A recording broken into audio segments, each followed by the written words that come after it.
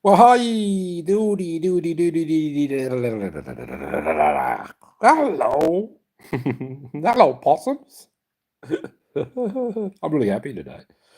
Sorry about the speech impediment. Bit of brain damage. Doesn't matter. But I'm all laughing in the spirit tonight. I'm all real happy. And yep, I'm going to just kick it off shortly.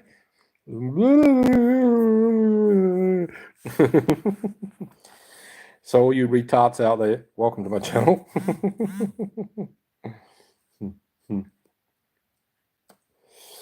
I'll tell you all about it. Well, anyway, first of all, the date today is the 21st of July, 2025. And the time is 10:51 p.m. at night.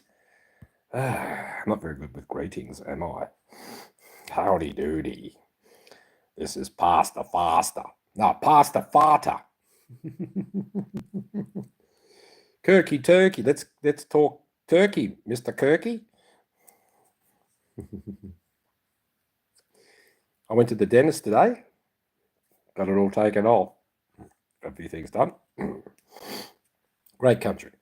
Got it for under half price. See? The government takes care of its people here, man. So here I am, stuffing up from the start, but I know an old lady from St. Keith. She sat on her own false teeth. She said with a start, "Oh, bless my heart, I've bitten myself underneath." A very funny mood tonight. I'm not in a religious mood, but I'm in a funny mood. So I'm just waiting for a couple of people. A few people to come online. I'm overexcited tonight. Maybe the truth will come out why I'm excited tonight. Hallelujah, hallelujah, hallelujah, hallelujah. 10:52 p.m. and somebody's online. Welcome to my channel. This is Daryl Kirky. Pastor Faster. Well, not Faster Pastor. The fastest pastor in the West. I see, I talk too fast. That's why I stuff up with me bloody words and things. So anyway, no person online. Kick it off. Where two or more gather in the name of the Lord, the power thereof. Had my teeth done, see? All cleaned. Went to the dentist today. This title video, happy is that man or woman who condemn themselves not for the thing that they do or does. No guilt, no shame, why confess? The things that you would condemn yourself because your religion says so, the system. And I went out today, full on day, and I thought, whoa, man, how we beat ourselves up. You get locked up in confinement or something, and, you think, and you're supposed to go into your closet and actually feel the presence of the Lord, but sometimes all you see is a bloody four walls. You go out and suddenly you realize you're just fired up. You're just ready to preach wherever you go and talk to people and show the love. It's just wonderful. Today, everything went right. Every person I met was positive. Just one of those days, everything, just flowed like milk and honey. 6 people online, welcome. Yeah, everything went right today. I'm going to talk about some things. I'm not sure how I'm going to get the words out, but this is going to be an interesting video, hopefully. Roaring in the spirit of the tongues. Yeah.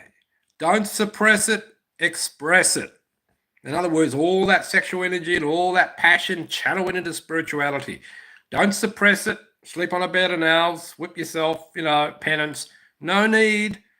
God doesn't hate all that sexual energy. He wants you to use it for the passion of the Christ. It's creative power within you. It's musical. It's everything. Yeah, the power of creation is within you. Well, that's why the Gnostics would go as long as they could without spilling the seed. They were Puritans, and lust without love is a cursed sin. Lust without love is a cursed sin. So it's not that they didn't enjoy the intimacy. They just went as long as they could, and they built it up. See, I've been doing that, but then I went out today and all this energy come out of me. I was jumping out of my skin. See, I got rewarded. When I was home, I didn't notice it. So God was waiting to bless me. And then I bumped into a friend, just like that. And he gave me, let's see, he basically gave me a few thousand, you can say. Unbelievable. Been watching my videos. Now this is my money. I need it. I need to do a few things. It's not much, but if I hadn't gone out, it wouldn't have happened. Wow. And this person's been watching me all my life because this person knows what I've been through.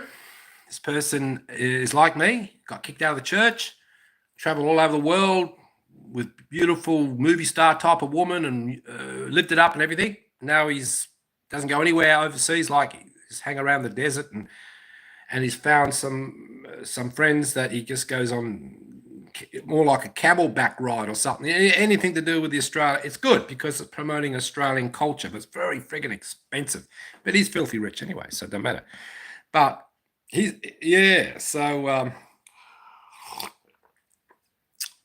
he's a sort of guy that built a house, ran out of money, big mansion, and forget to build the kitchen. His wife leaves him. That's how stupid some of the Western women are. You didn't think of me. You didn't think of the kitchen. If a woman is happy in the kitchen, she is happy in the bedroom. I can cook, so a kitchen would come first with me. Oh yeah, it's got to have a kitchen. 2 fridges, one for her, one for me, one for her. A junk food fridge, she can have that. Oh man, I tell you, you get it right, you're gonna have a happy life. Stuff what religion tells you, none of their friggin' business. Just bounce back to the light. Yeah, own the dark to appreciate the light. It can be very romantic. Okay, we got a spirit, soul, and body, but we've got a soul. We must cooperate, but we mustn't be led by the soul. The spirit is the boss. It's unconditional love anyway. Too busy loving, haven't got time to judge. Just let the light filter in a little bit because it won't go anywhere to the lowest level, which is the beastie level. But the soul can reflect a little bit of light, especially the woman, to the man, and acknowledge him as a human being, basic instinct, ego. Yes, it's all on that level. Oh, yes, we should overcome it, but it's a process. And let the creature die a happy, natural death. And when you meet people, even male or female, that accept you and say, oh, yeah, you're the old Kirky and this and that, the old tycoon, the bloody fast and furious, but appreciate your spiritual progression because they themselves are searching for that type of level. Others don't. They never get past it. But it pleases the Lord. And some of the greatest warriors in history preaching the Lord were sexual to the max. They were absolute. They could have been animals, but they channeled it into the higher level, the spirituality, and attracted things that they wouldn't tell you about. They're not going to show off about it, right? The Hebrew alchemy, not the Egyptian alchemy, even though they attracted wealth and beauty and goddess of love and everything going on in Egyptian, but they mistreated the friggin' slaves. But the queens used to lust after the Hercules and the strong slaves. So even the slaves were good looking. And they were strong. Samson, that movie in the Bible. But anyway, I've been touching on this for a long time now, and I know the door. I've been through it. But even when you get through that door, Satan's ready to deceive you with his light and tell you to go another way. If he can't get you to go down to the dark and be all oppressed and depressed, he'll get you to go to the light and deceive you another way. you got to work this thing out. It's working out your salvation and carrying your own freaking cross. Now, what's the chances of bumping into a friend today? Give me a couple of grand. What's the chances of that?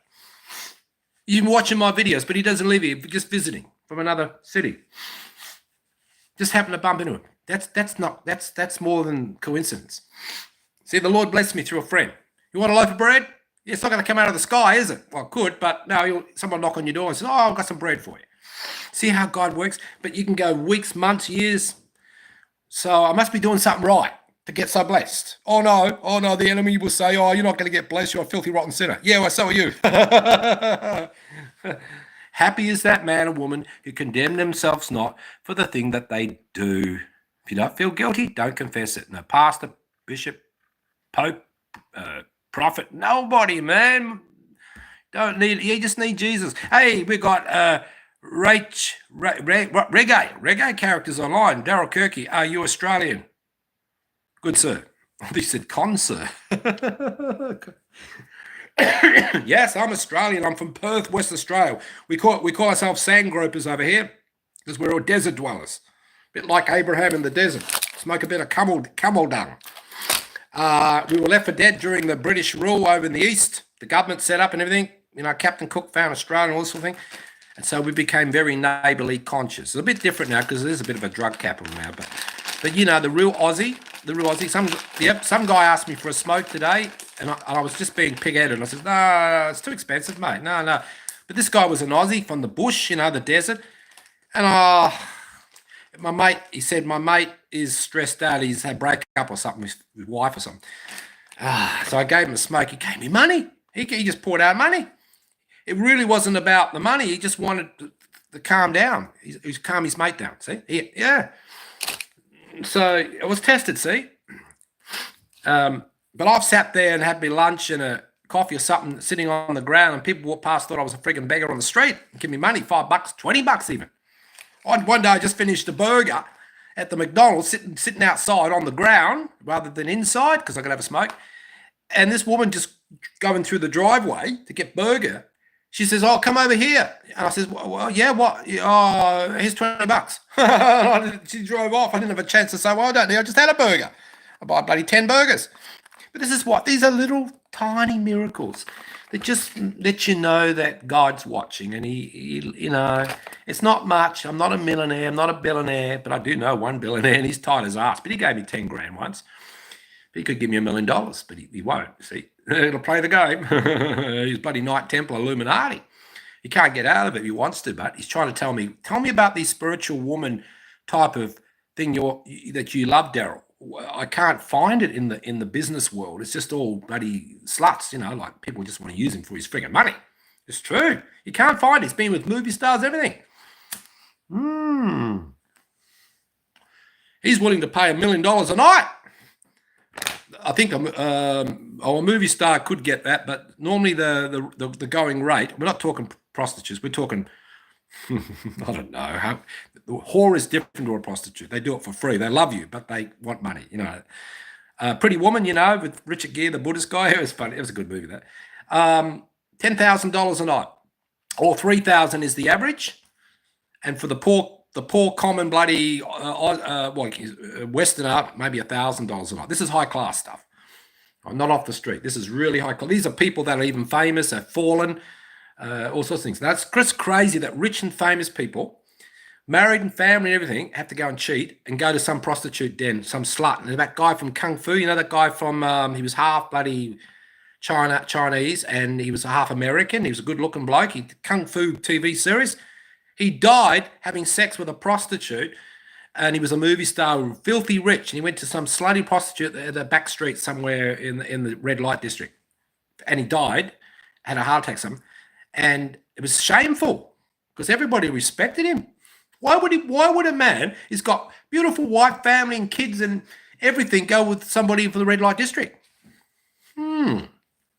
See, there are men who are filthy, filthy rich, man, and they're married to a real bitch.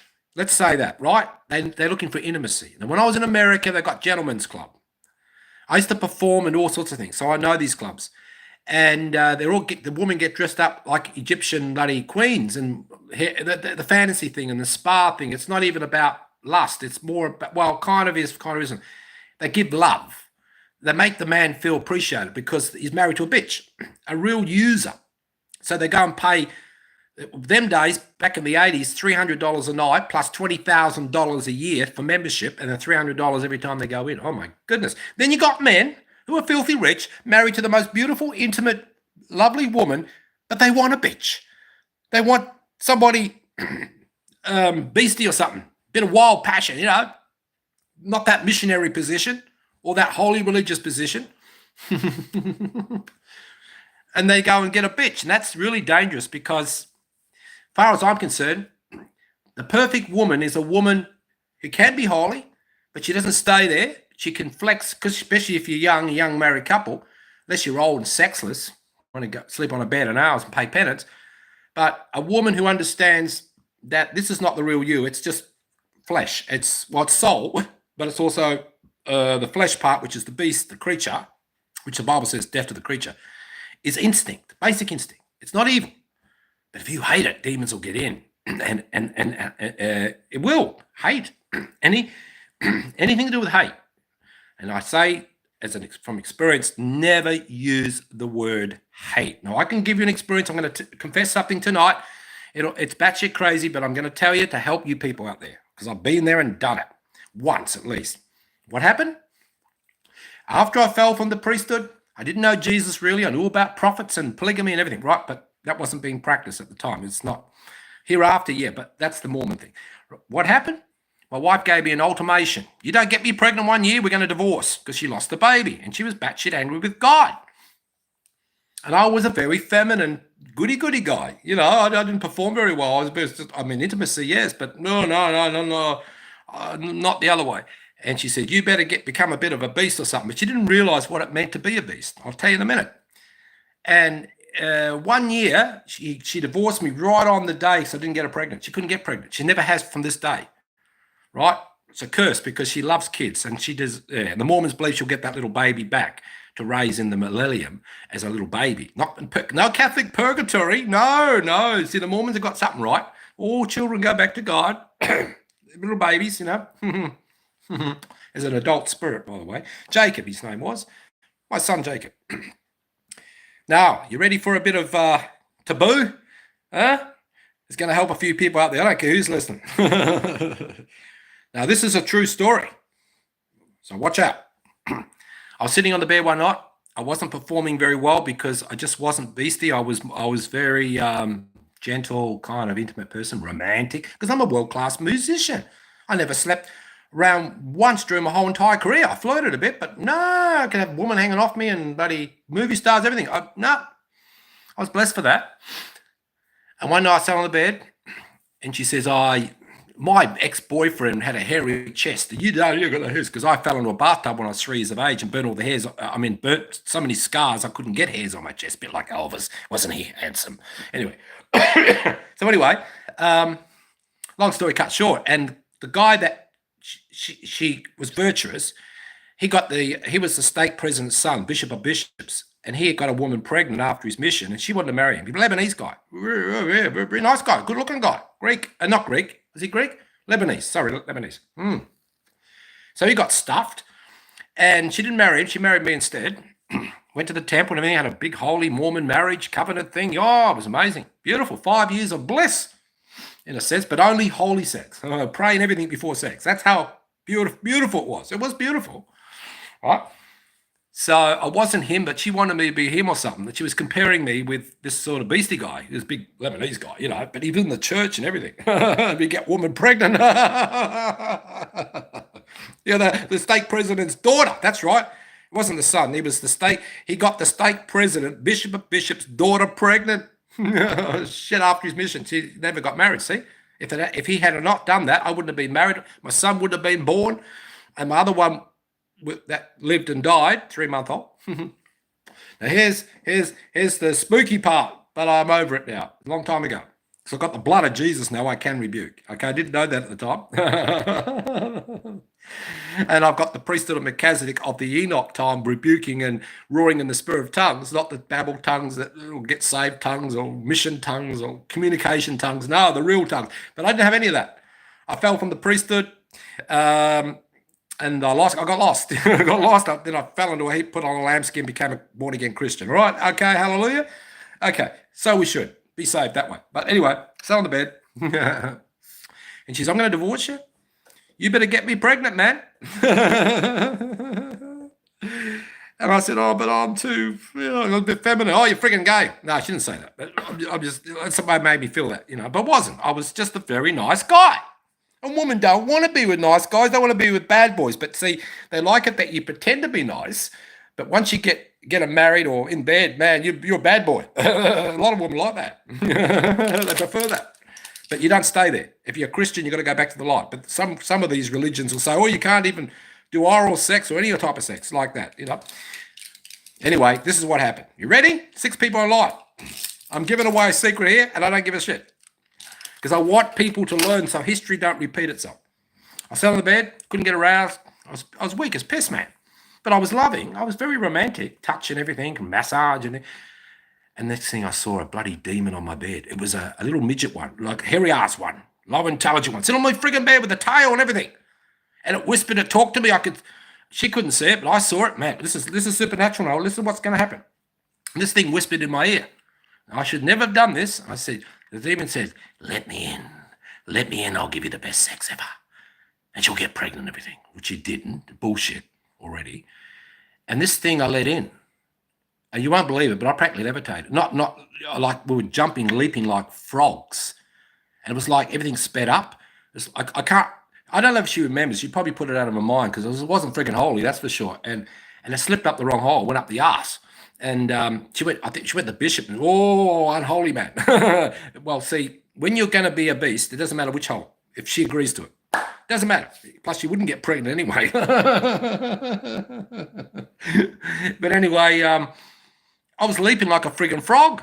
You know how these yogis, they get into cross-legged position, they just start jumping, like defying gravity? That's what it's like, yeah. But when the bishop does it himself, he laughed. See, she took offense because the bishop didn't chastise me.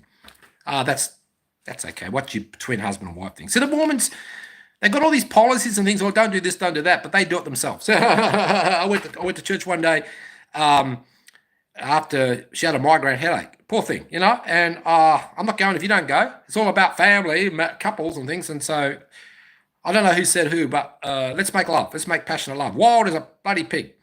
And you know what happened? The headache went away. I felt good. Quick shower or something. I went to church with my Sunday best. I went there and some guy come up to me. She didn't know this, but some guy came to me and says, Daryl, the light's shining out of your ass. You must be abstaining from sex. You must be abstaining from fasting and everything. Complete opposite. And the Spirit was with me. I was so happy. See, God can use a happy marriage. I was happy.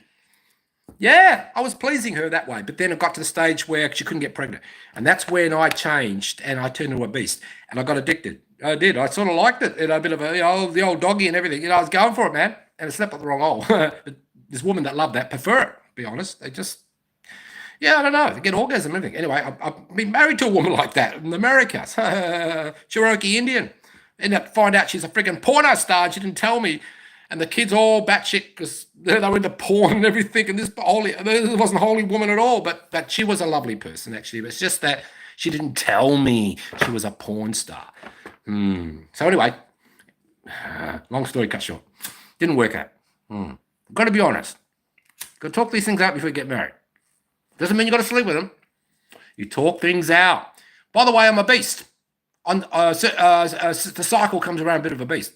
Oh, death to the creature. Well, you can kill the creature instantly, as the Bible would say, kill it. Just says kill it, and it will bicker and make trouble against your spirit. You'll slip, trip, fall, have accidents, even worse. Take your life. I feel a bad moon arising. Somebody's going to die tonight. That song, Yeah, I've actually saw the full moon.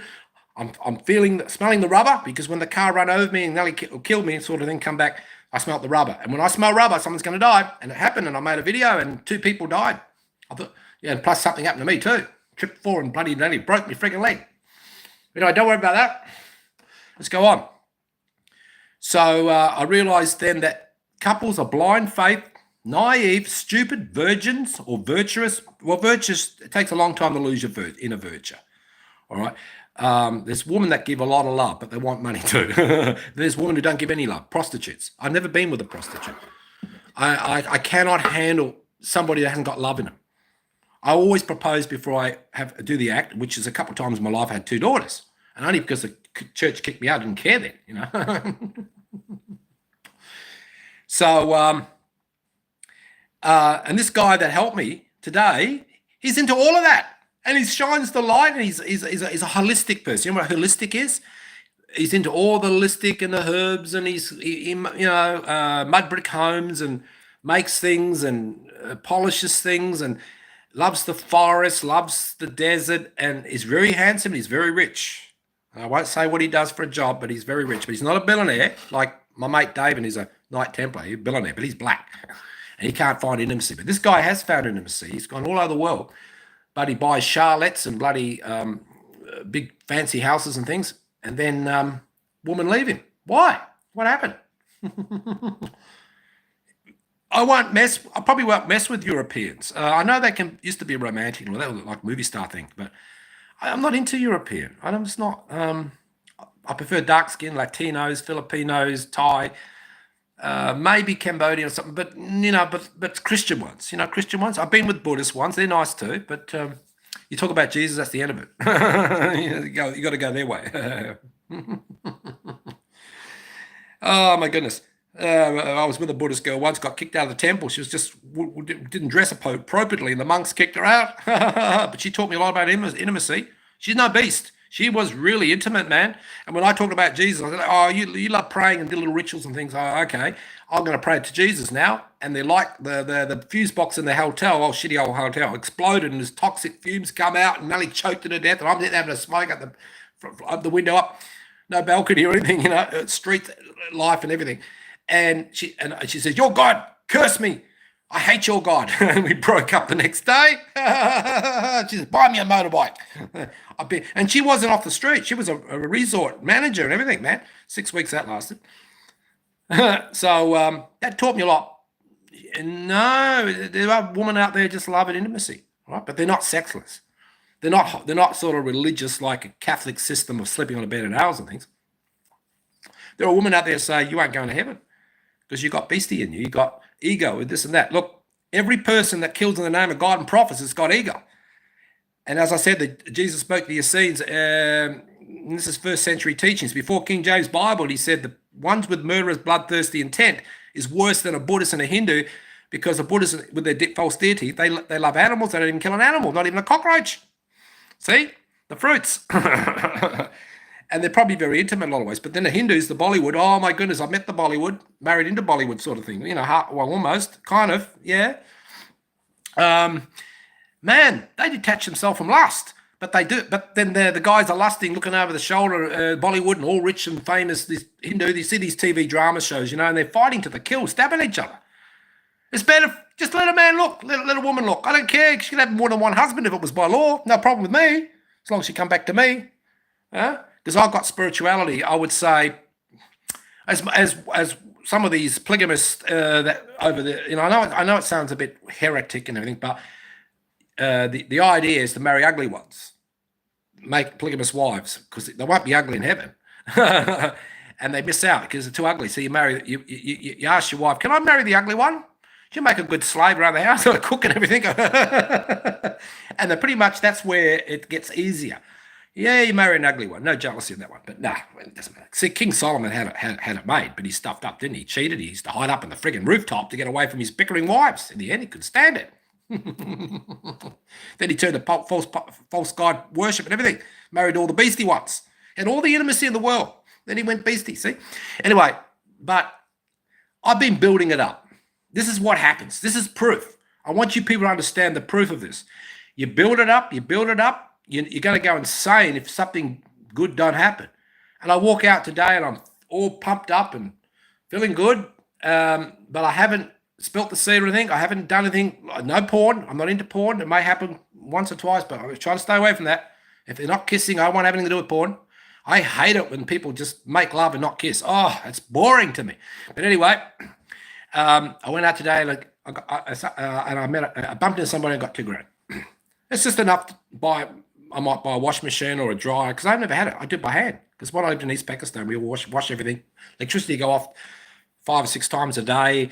You're pouring water over yourself, hot water. You're boiling it, and the wife is coming in with a kettle with hot water. It's like I had it hard, mate, but I appreciate it. I appreciate it. And I've never had a wash machine or a friggin' dryer, but I've got a nice home. I've got everything going for me, but I haven't got a friggin' wash machine. And then when rain comes in, it's like washing sitting on the friggin' line for a week because it's raining. Doesn't dry. God provides, but small things. Just a little test here and there. Be grateful. You might get more. Be careful for what you wish for. You might just get it. Yeah? Yeah. And after the beastie thing with my first wife, the holy wife, I met a woman who preferred beastie.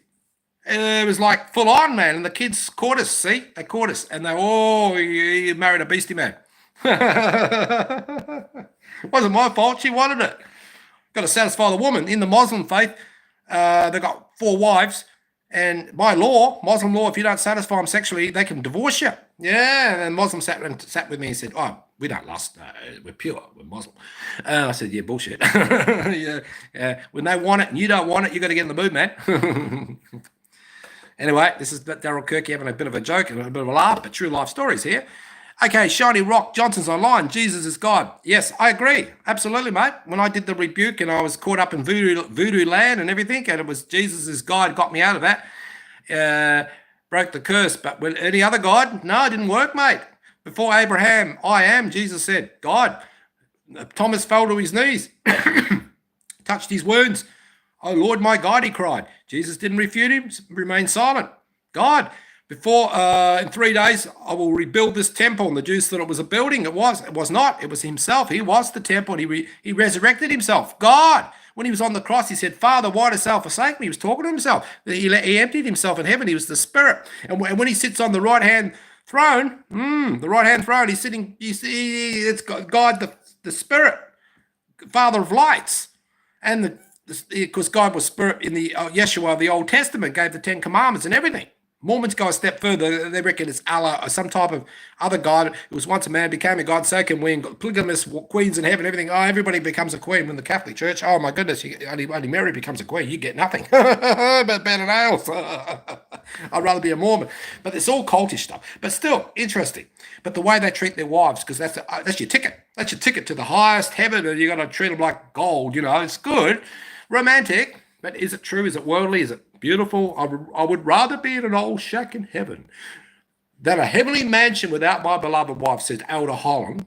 Apostle Holland said that. I thought, wow, I really like this guy. He just loved his wife, crying all the friggin' time. And then his wife gets up and she's got cancer. She's got a couple of weeks to live, and she starts preaching this sort of grace. Fight my life over again. I bring the grace into it. And I put 2 and 2 together, and I understand why they didn't have the grace, because they claim it's the Melchizedek priesthood, but it's not activated like the time of Enoch. It's still nothing. They just ring up an ambulance, have you committed to a mental hospital if you start spitting, hissing, demonic possessed. They do nothing, man. I've witnessed it. But anyway, steamroller. This is what I keep going about. The priesthood is a steamroller. You get in its way, you get crushed like an insect. The slave touched the Ark of the Covenant, which is representing priesthood, the priesthood law, Melchizedek, the law of Moses, everything. Zap, dead. Innocent man, maybe have a wife and kids and everything. Right? Now that the priesthood's established, everything's in order, the temples are dotting the earth, as the Mormons claim. The Bible says that, but we're temples too. Now they're bringing in the grace. And that's where I come into it. And I've been prepared. I've had 3 blessings by high official rank. Right? Rank. One guy got anointed by the apostle. He gave me a blessing.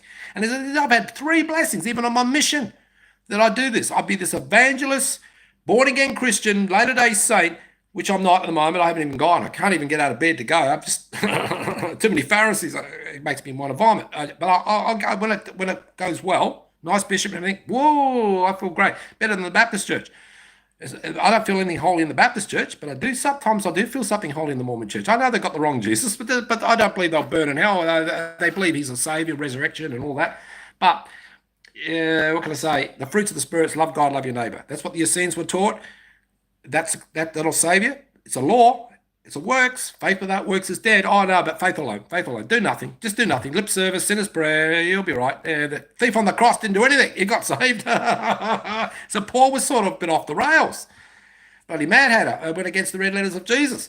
But anyway, despite grace is sufficient, and I do believe it is finished. Salvation. You don't need priesthood. You don't need temples and everything. And when Jesus abolished the temple in Jerusalem, and we don't need this priesthood. I am the modern day Melchizedek, and told the woman no marriage before and after the resurrection, blah, blah, blah. And then he flew over to bloody South America's where there were temples. He justified those people and then the temples, and the Isaiah 29, the lost book, sealed book. That's what it says.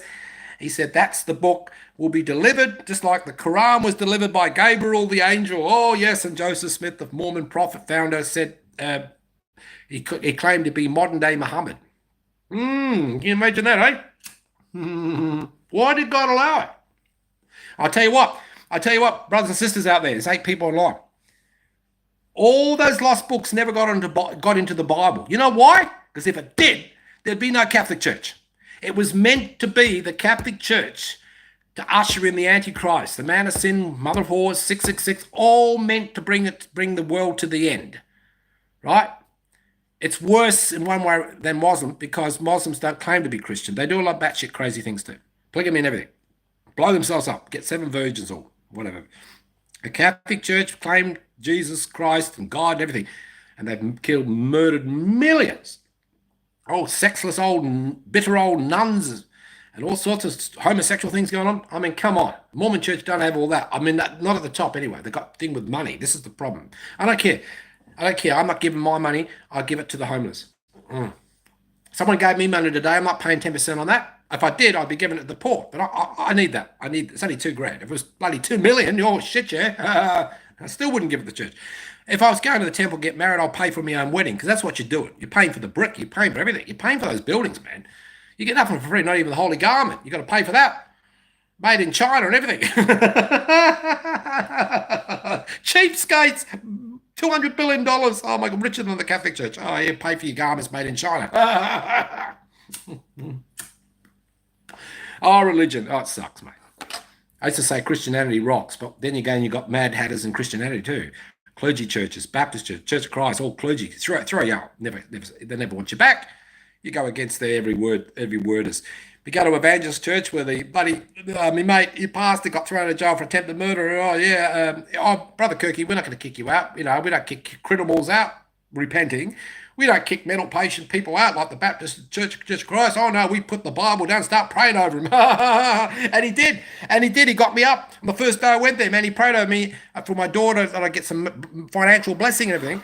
And then a couple of days later, I started up this Go Be Fun thing, and it worked, and I got $200. Around about, or less than 200, yeah. And not 20 grand. I was aiming for 20 grand, man. Still got something. Something happened. Faith precedes the miracle. But sometimes it's not enough, but it's just okay because it's just God letting you know, okay, you keep the faith now and you just, all right, don't cross the line. Oh, what's crossing the line, Lord? In a marriage, what's crossing the line? You know, oh, no, you can't have oral sex or anal sex or anything. Oh, no, the Mormon church forbid that and then changed its mind. Says, okay to have oral sex, yes. And when they interview you, did you have pussy sex? Did you, they never ask if you had anal sex or anything. You're going to be kicked out of the church, man. Pussy sex worse because it's spilling the seed. Or if you've got a condom on, that's still spilling the seed.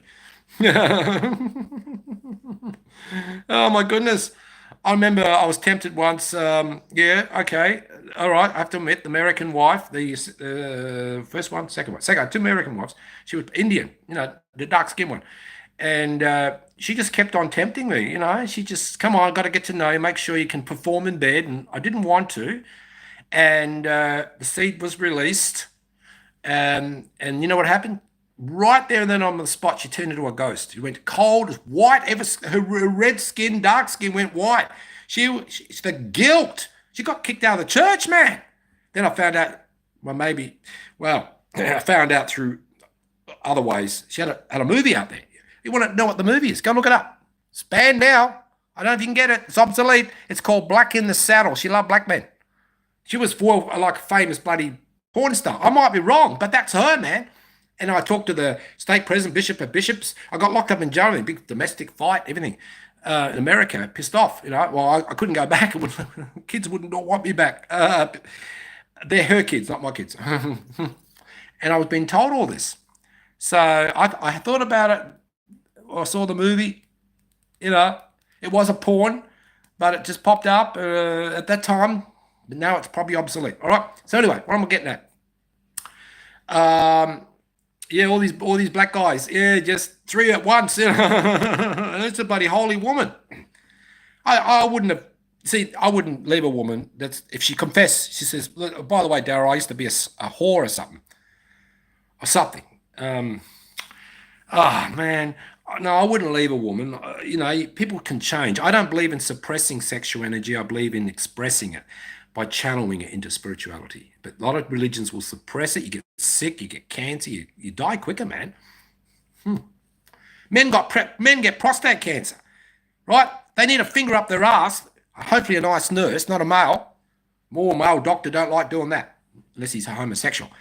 And who's going to do that? The wife. The wife has to do it. Relieve the pain of the prostate. Yeah, you talk about it. Oh, by the way, darling, I'm going to have a very holy marriage with you and everything. And when I get the prostate cancer or prevent it, could you do the old finger job? Yeah, but I'm not gonna treat you like a friggin' gay or anything. I'm just saying you're still thinking of me, or we might thinking of her ass when she's doing it in your ass, whatever. It doesn't matter. You can fantasize a bit, but yeah, it's got to be a woman. It's not going to be a man. But anyway, you talk it out, but you can't. Oh no, taboo. Just get married and hope for the best. Blind faith. Oh yes, and then find out sleeping in separate rooms. Oh my goodness, everything's a sin. You can't even masturbate. Oh no, that's going to send you out.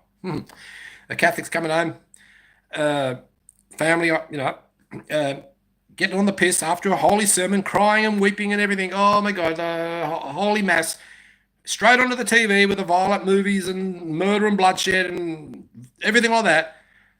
Getting pissed, and I go and have a smoke. Oh shit, you can't. That's a sin. I know, but alcohol's a sin too. Ask the Muslims. I prefer to smoke than that bloody alcohol. And then a few days later, the kids all come crying. I said, "What's the matter?" Oh, we touch ourselves, and we got spanked for being naughty bloody kids sinning. Oh yeah, right. Sitting by a TV set watching murder and bloodshed. That's worse.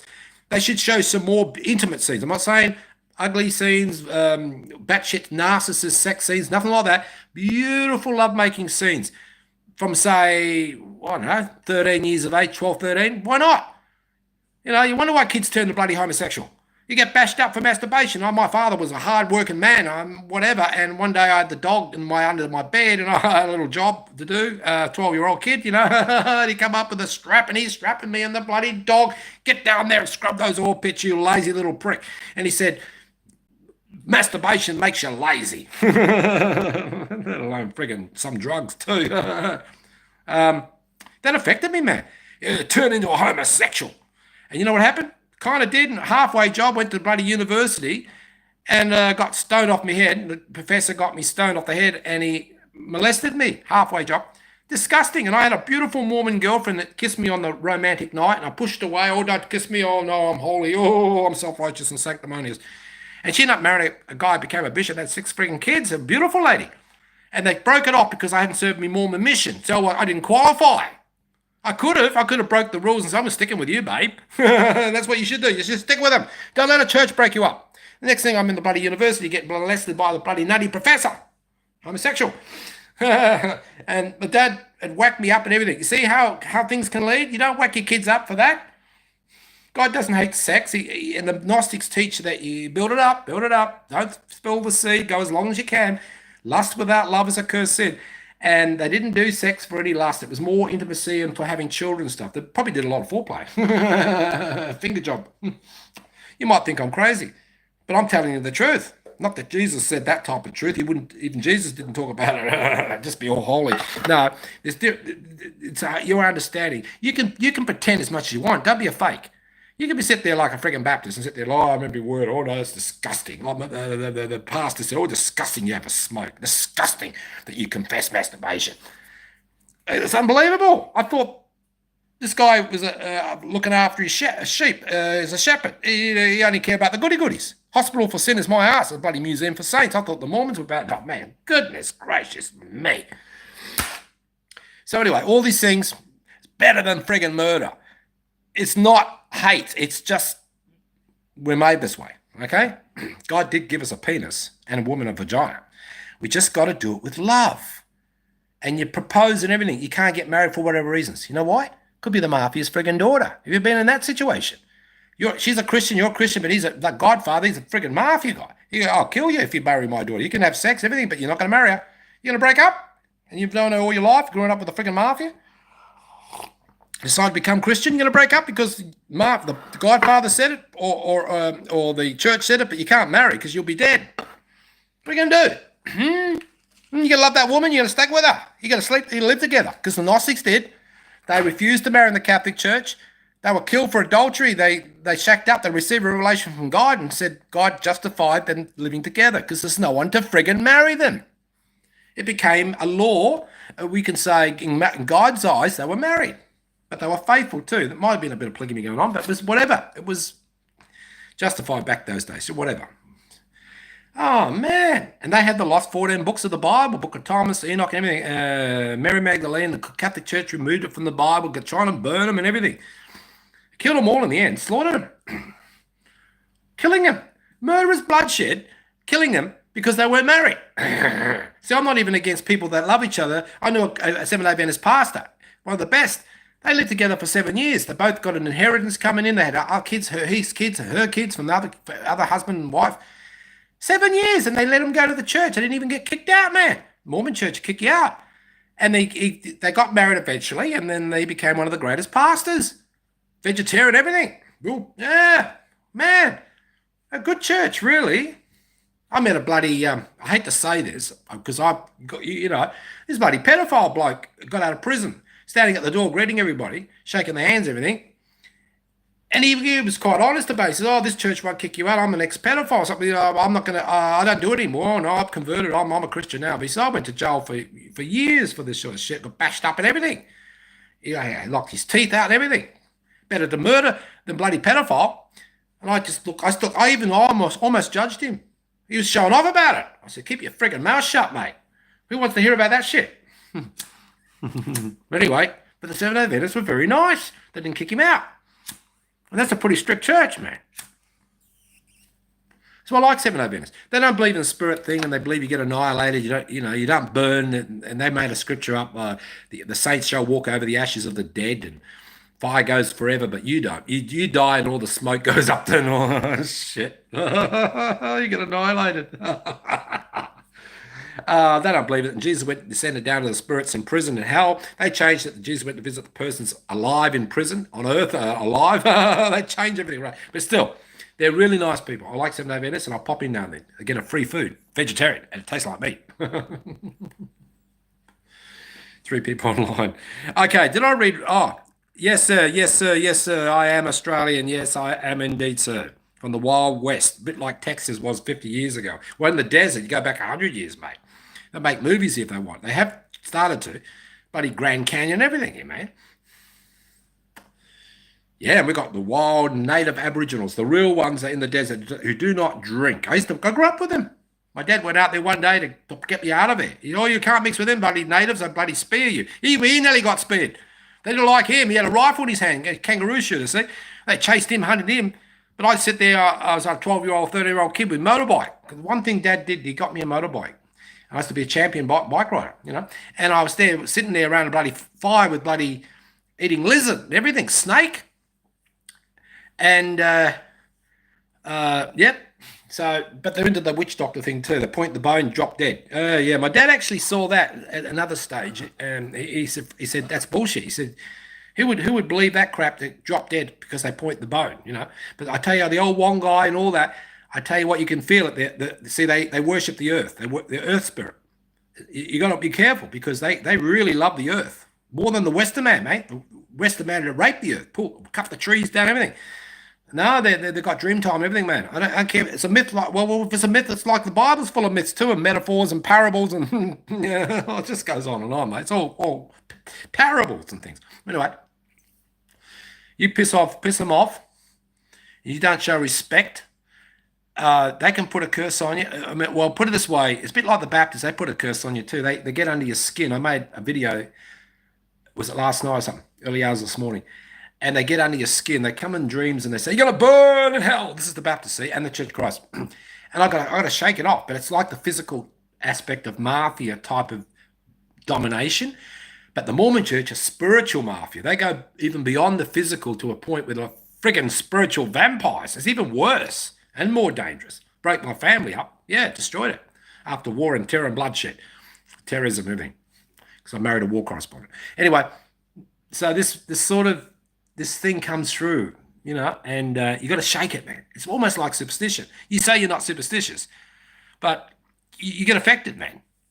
Someone has a go at you, and you're innocent, and someone's just had a shot at you. I mean, in Australia, man, you go to a bus stop. I've had fights at bus stops and everything, especially on the way to church. After all that religious church, the less grace, the more I get into fights. I don't know what it is. They must think, oh, look at him, he's come along a bloody Mormon. Oh, he's stuck up or something. Maybe I was. And I've native attacked me and everything with knives and everything.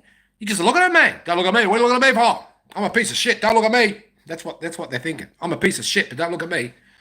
Don't stare at me. You only got to stare at me. I said, you stare one more time, I stab you to death, man. Yeah. You can't look. You're going to get into a fight to the death. I'm not going to prison over some native. One tried to kill the bus driver. I didn't have me flick knife that day, and God stopped me, see. I would have probably stabbed him to save the bus driver because it turned out all right, and the security were waiting the next stop, man. And I would have gone to jail. I would have gone to jail. Just because, manslaughter. I'd be locked up. You'd be locked up for manslaughter too, man. For the other guy, but they let the Aboriginals off. It's different to America, man. A black man kill, you get life. Over here, a black man raped a baby, 3-month-old baby, and got 6 months jail. The white man, if he did it, he didn't rape the baby, he'd be in jail for the rest of his life. But there's no death penalty thing, 16-year-old kid in America killed his own father for raping him. He got life imprisonment. What sort of law is that? Oh, yeah? A 16-year-old kid being raped by his stepfather over and over and over, so he stabbed his father to death. 16-year-old kid, life imprisonment. Interviewed and everything. I've been to American prison, but I was in prison. I was innocent. I got framed. See, I got framed, man. They called me Crocodile Kirky. I wasn't there long. Illuminati got me out. Could have been 2 aliens, men in black. Look a bit strange. Got me out because I did the sacred handshake. They did the secret handshake. And then the whole thing about the Adamic covenant was the sacred handshake. Peter come down with Peter, James, and John to Adam and said, don't be deceived by Satan. He came with a black robe, preaching about the Catholic Church. It hadn't even been inspired or invented. I'll give you religion. I'll give you money. And Peter said, what's a handshake? And he couldn't do it. He back shit. Oh, no, give me the handshake, which represented the priesthood. Yeah. And then thousands of years later, he copied it, counterfeited it, and put it in the Freemasons, right? Lord Lucifer himself at the top of the pyramid. And then Joseph Smith, the Mormon prophet, stole the Freemason symbolism and put it back in its original form, Adamic covenant, and he was practically murdered for that, one reason, and polygamy and so forth.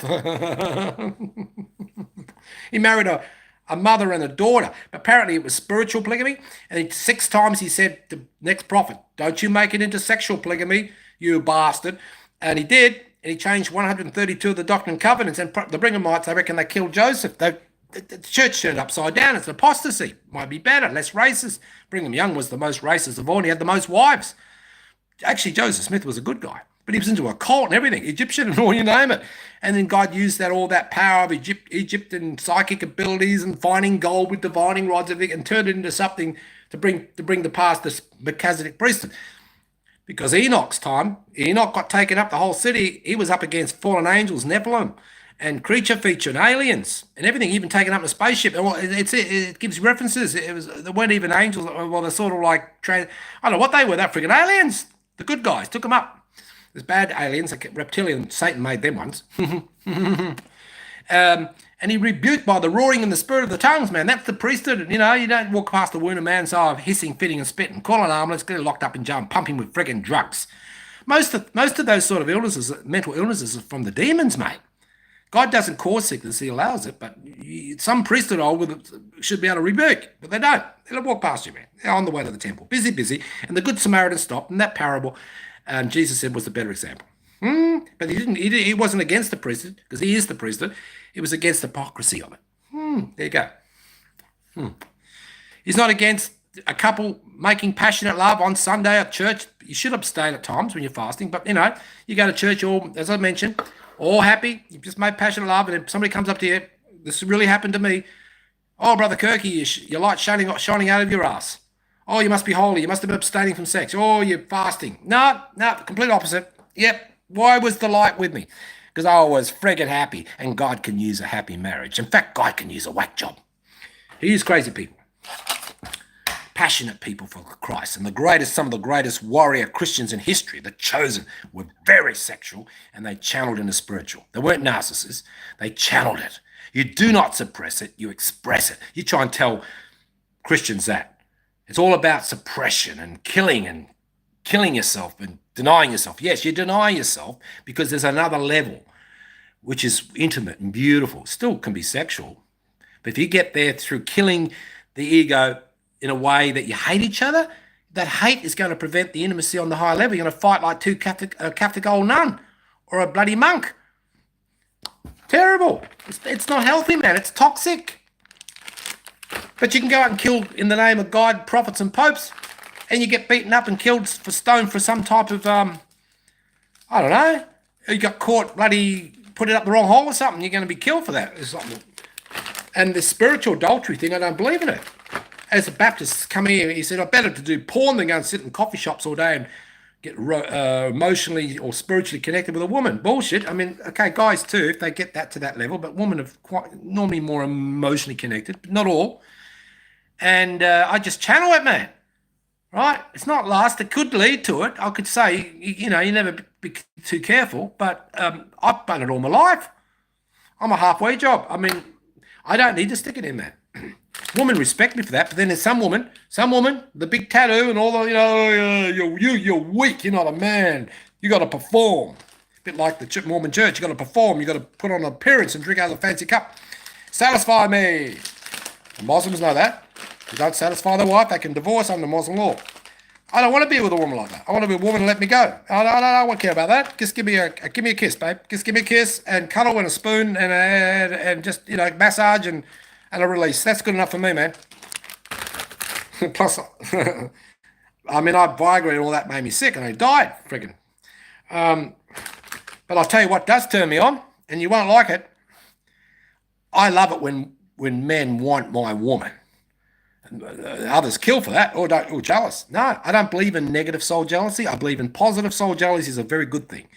It's great when you can love your wife so much that you don't care if men look.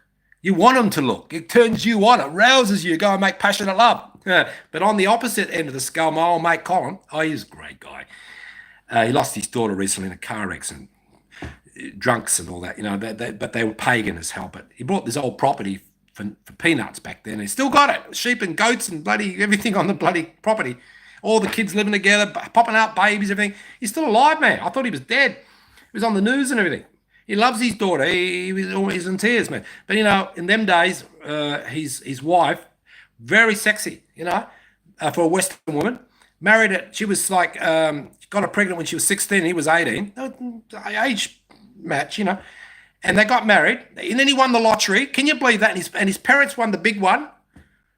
Oh man! Then his wife did a scratchy, all in the same week.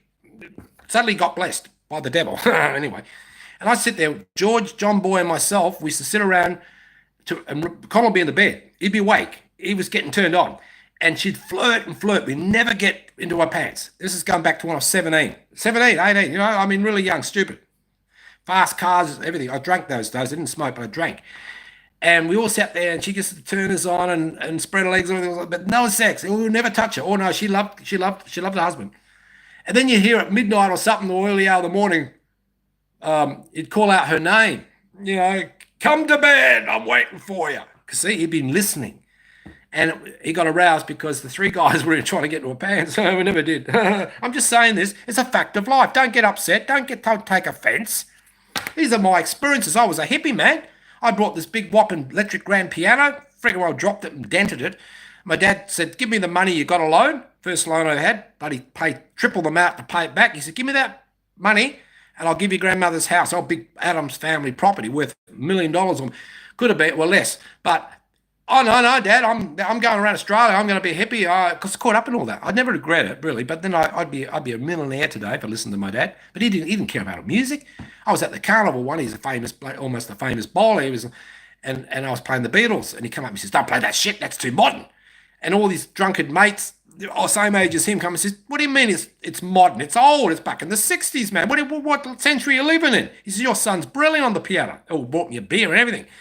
He shut up after that. Yeah, I was like famous in the carnival club. we was playing sport, you know. See, my dad was so old-fashioned, mate. And that's why I left. I went and lived with my granny and a bikie's mum, and all the bikies around there, and all the bikes parked out in the front and everything, and no fights. And she'd be cooking eggs at 3 o'clock in the morning. Give us a tune, Daryl. She's half dead. Didn't matter. The neighbours couldn't give a shit. It was a big property. And what a life. It was great, but not rich. Tin roof, grapevines growing through, frogs jumping in the house, everything. Electric wires going everywhere, mate. You never got electrocuted. Oh, mate, I had a great life. Starting with the motorbike, which I thank my dad for that, out in the desert with the Wonguys and the Aboriginals, the real ones. They lost their culture now. They wouldn't know how to live. Go out there. Poor buggers. But they're angry as shit because the bloody white man or the Catholic nun and the bloody the priest and all that, you know, Protestant as well, stole their kids. It's called the stolen generation. Stole all the little babies and made them Catholic into Catholics, and mothers never saw them again. That's why they're freaking angry, man. Stole the kids to make them Catholic. Then stuck funnels up their ass and did an exorcism on them to cast out demons. A little sexual man, molesting little kids. Yeah, in the name of religion and God and prophets and popes. So the Aboriginal people aren't going to buy into that shit. But the drunkard ones are getting a bit carried away now. You can't even go to a shopping centre. Get off my land. It's my land. I think the American Indians have calmed down, haven't they? Oh, mate. And the Aboriginal primitive, they make spears and all sorts. They can survive, man. They know how to survive in the desert. But they're not stupid. They're actually quite smart, really. I love the culture. They're very earthly. If you want a bit of earth fuse, you go up and go be with the Wongai. But don't piss them off. They point the bone at you, mate. It'd be like a witch doctor thing. They do all shit like that, man. I've been in the jungle of other countries and I've seen it. I've walked on hot coals and everything, mate. Oh, my feet were burning. If they could do it, no pain, you know. You got to watch the zombie juice because they give you the zombie juice. They stop your heart and bury you alive. But anyway, they're not going to be sucked into religion. They've got their own culture of the earth. And when you go into the Essenes, you go into this ancient text and knowledge and stuff, you learn that it's all about the earth, wind, fire, and water within us. When Jesus healed the blind man, spat, that's the water. The mud, which is the earth, the air, and the fire was Jesus Christ supernaturally, the fire roaring in the spirit of the tongues. But anyway, that's part of Enoch's teaching as well. And he healed the man from blindness. And it's all within us, but you can't tell Baptists, oh no, that's bloody Egyptian, oh, that's, what do you call it? You're messing with it. Oh, you can't do yoga, or Kundalini, oh, that's a serpent, that's evil, that's a snake. That Kundalini thing is all your nervous system and everything, and you can go into the transcendental thing. You don't have to do it all the time. Once you reach that level of state of awareness, awakening, you get there automatically. You know what I mean? You don't have to keep doing things like that if you don't want to. You don't turn Buddhist or anything, though I do respect the Buddhists. They stop at the astral plane. I've been there. It's beautiful. It's not, Jesus is not there, mate. But it's better than drugs, orgies, and all the crap. Wanting to have sex with the angels and bloody Sodom and Gomorrah get destroyed. No, the Buddhists are very peaceful. They're lovely people. They just haven't gone the next step. They're all about the beingness, which is what we should be doing. The beingness is get rid of the ego and go into the doingness, which is Christ's teaching activated. But they haven't gone that far. But they're close to it, but they're not quite there. But at least they go around bloody killing animals for sport like Baptists do. Or what else? They're compassionate. In Thailand, mate, you can leave your motorbike out, thousands of bikes with helmets, they never touch it. Stuff in the bloody cover, you know. They're scared of coming back as a bloody disabled cockroach. Kill a cockroach, come back as a disabled one. If the kids don't steal nothing, I mean, it can happen, but in this country, mate, they'll kill you. They'll kill you for a pair of shoes. But they got money that they spend on drugs. Got nothing left. See, I've got to kill you for your shoes. Even though you know I got plenty of money, but I spent on drugs. Got nothing left. Crazy Western world. Okay, sorry, John. The beloved is online. He might be a Baptist. In West Australia, it was sad to see the Aboriginals drunk all the time and angry. Yeah, they are. Gone overboard for sure. They seem like they had all their, what was that word? Aspiration pulled from them.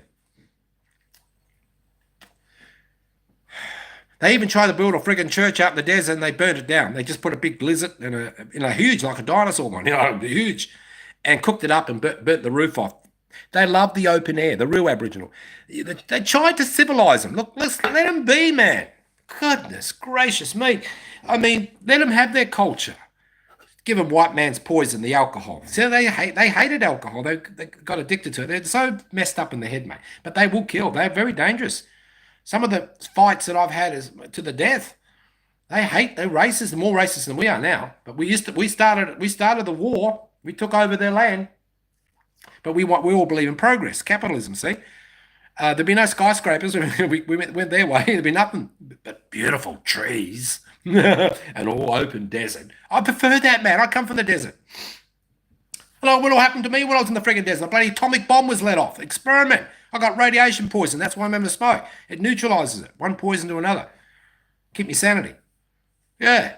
I was in the desert. My grandparents were jackaroo, horses and bloody cattle stations, everything, mate. And my pop ended up being a prospect in the end, finding gold, everything. He had his little gold mine, everything, mate. I tell you. Bloody atomic bomb let off. Called the Malinga Project. Look that up on YouTube.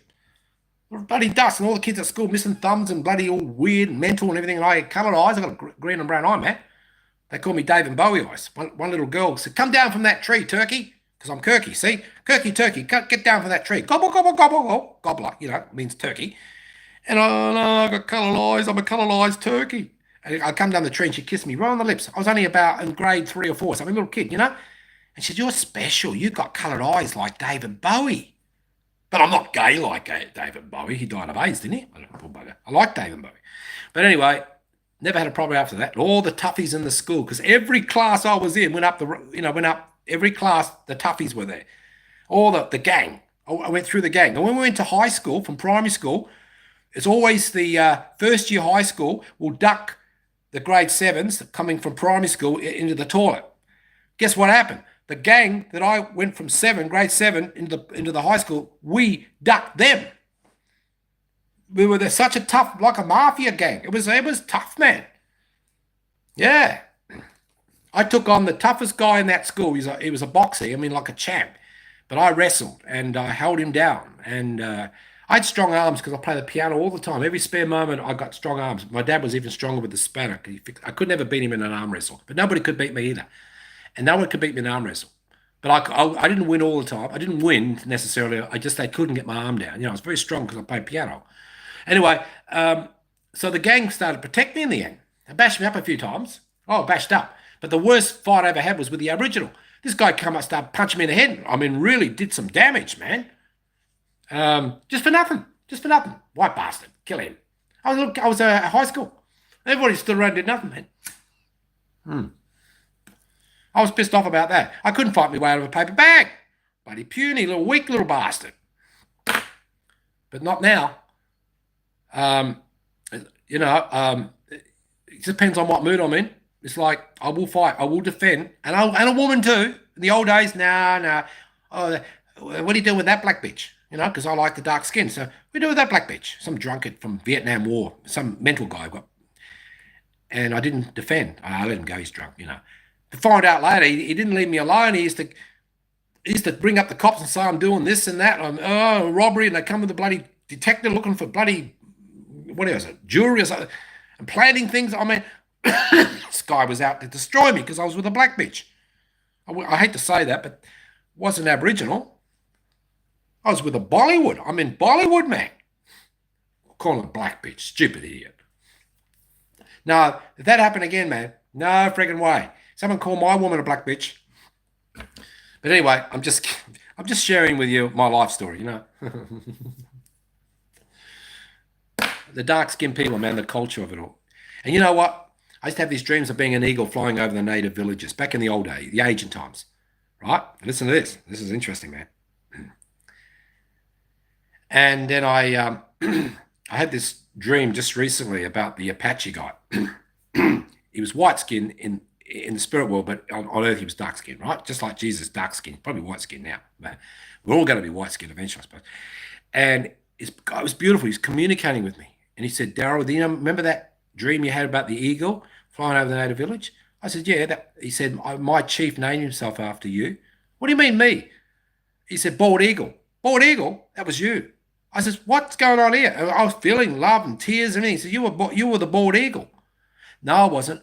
I was incarnated. I was a spirit, a human being, flying in that eagle in my soul travel dreams because I had a near-death angel experience. I could do that. I got many stories I can tell you about that.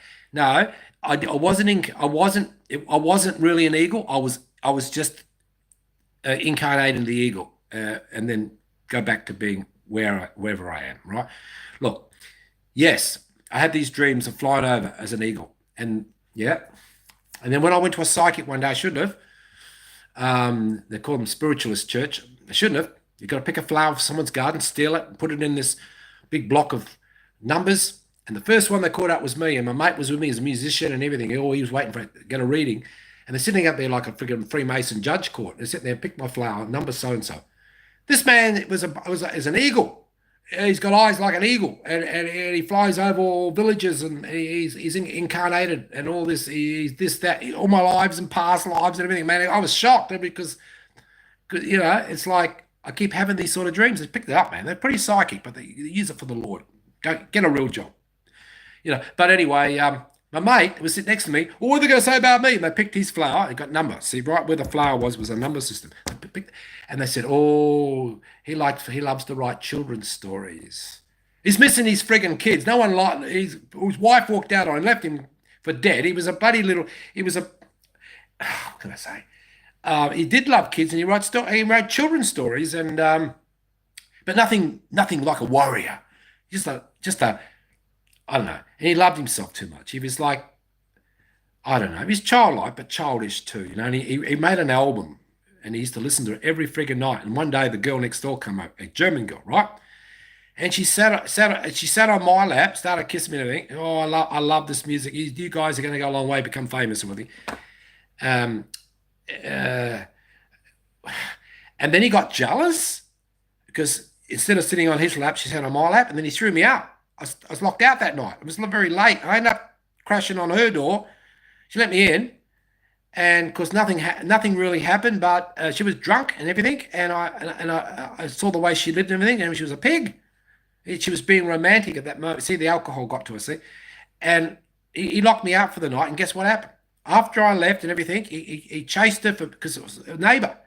Ended up with her, right? And she's a bloody brutal, like aggressive, and he's supposed to be childlike and write children's stories, and he's bloody what do you call it? He's doing the beastie thing and everything with her. I'm too intimate. I was too nice. See, I was romantic. She liked the romantic side of me, but she didn't. No, she went to him for the beastie. See, I was intimate, man. Yeah. So anyway, I didn't do sex with her, but she wanted to. I gave her a few fingers. That's about it. I mean, still that's sin, but nevertheless, that I didn't care them days. I was off me friggin' chops, mate. I wasn't on drugs or anything, just alcohol. Want to be rich and famous them days. There's another life story. It's funny, isn't it?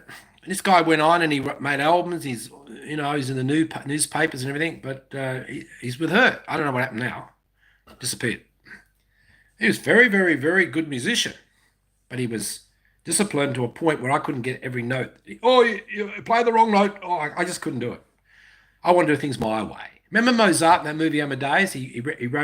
Mozart would write a big symphony, and the emperor would say, just change a few notes. It'll be okay. It'll be perfect. Just change a few notes. And Mozart turned around and said, but it is perfect. And court composer would write a song, really nice. And Mozart come along in front of the bloody Pope and everything and start jazzing it up and playing all this. And the court composer was so pissed off, he bloody poisoned him in the end. Even while he's dying, he's writing the funeral march, Mozart, Amadeus. And the court composer was so freaking jealous, he went to the cross, because he's Catholic. He said, the beast, the creature, has sex under the table with his wife and everything, because it was his wife. Oh, he's a creature. How can you bless the creature? How can you bless Elton John? Right?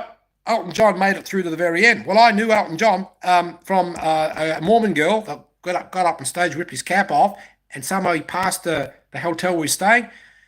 And when she got there, she was a virgin, a Mormon, and he stuck it in the wrong hole and made her bleed up the ass. Yeah, true story, man. And he's still alive. But no, he's a nice guy. He's all mellowed out. He's got a husband and got kids. But David Bowie's dead.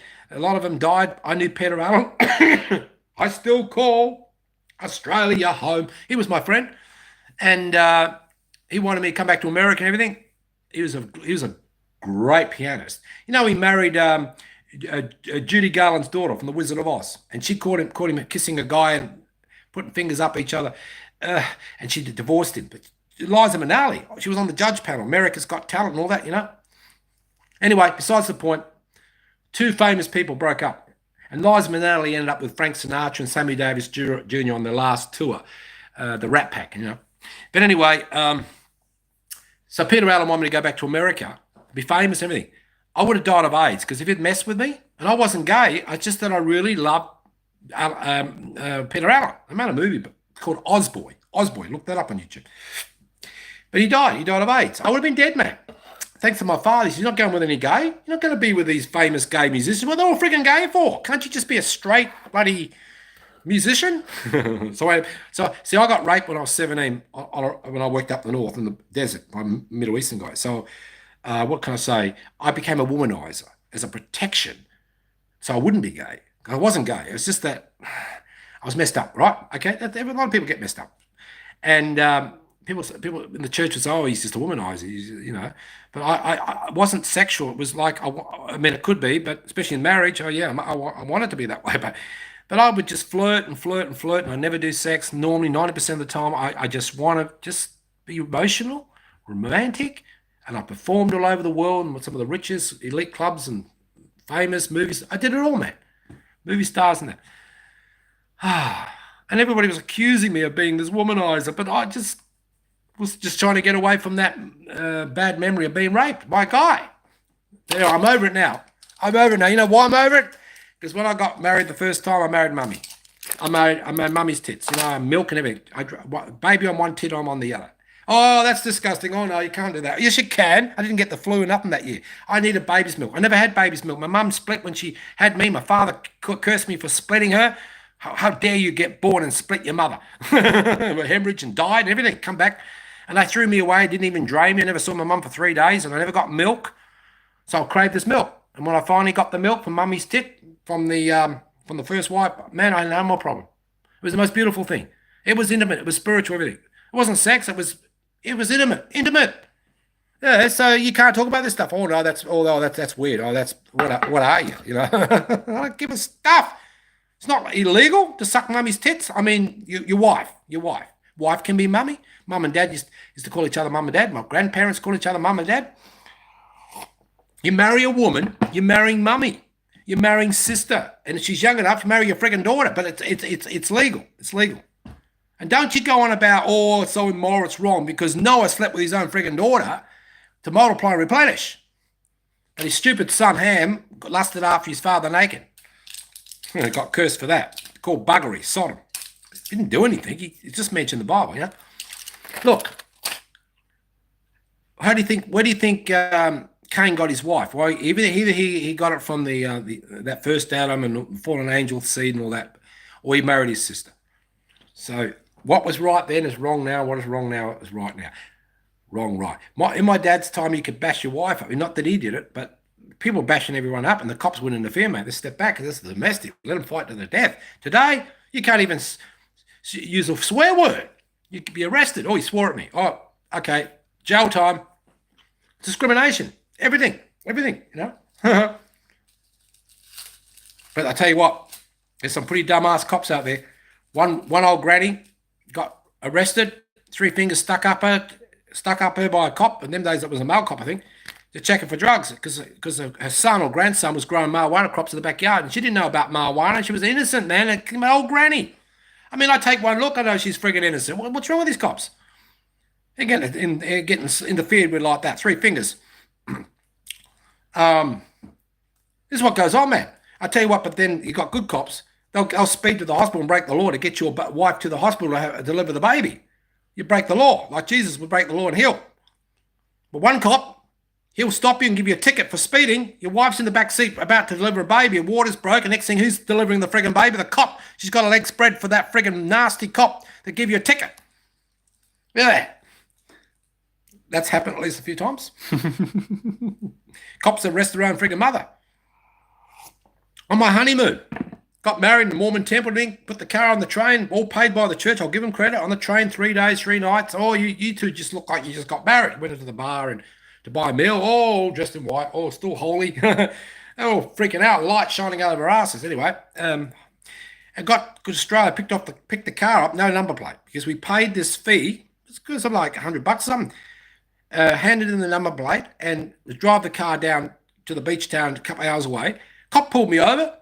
He said, "Where's the paperwork?" He says, "There it is." I don't know what this is. You're coming to the cop shop. 4 freaking hours he grilled us. It was a honeymoon. This is a guy arrested his own freaking mother. He turned out in the end, he rang up all over freaking Melbourne and everywhere. Find out it was legit. He didn't know nothing about it. But he held us in contempt for 4 hours, and he knew we'd just been married. He knew that we were on a friggin' honeymoon, and he grilled us like friggin' vampire.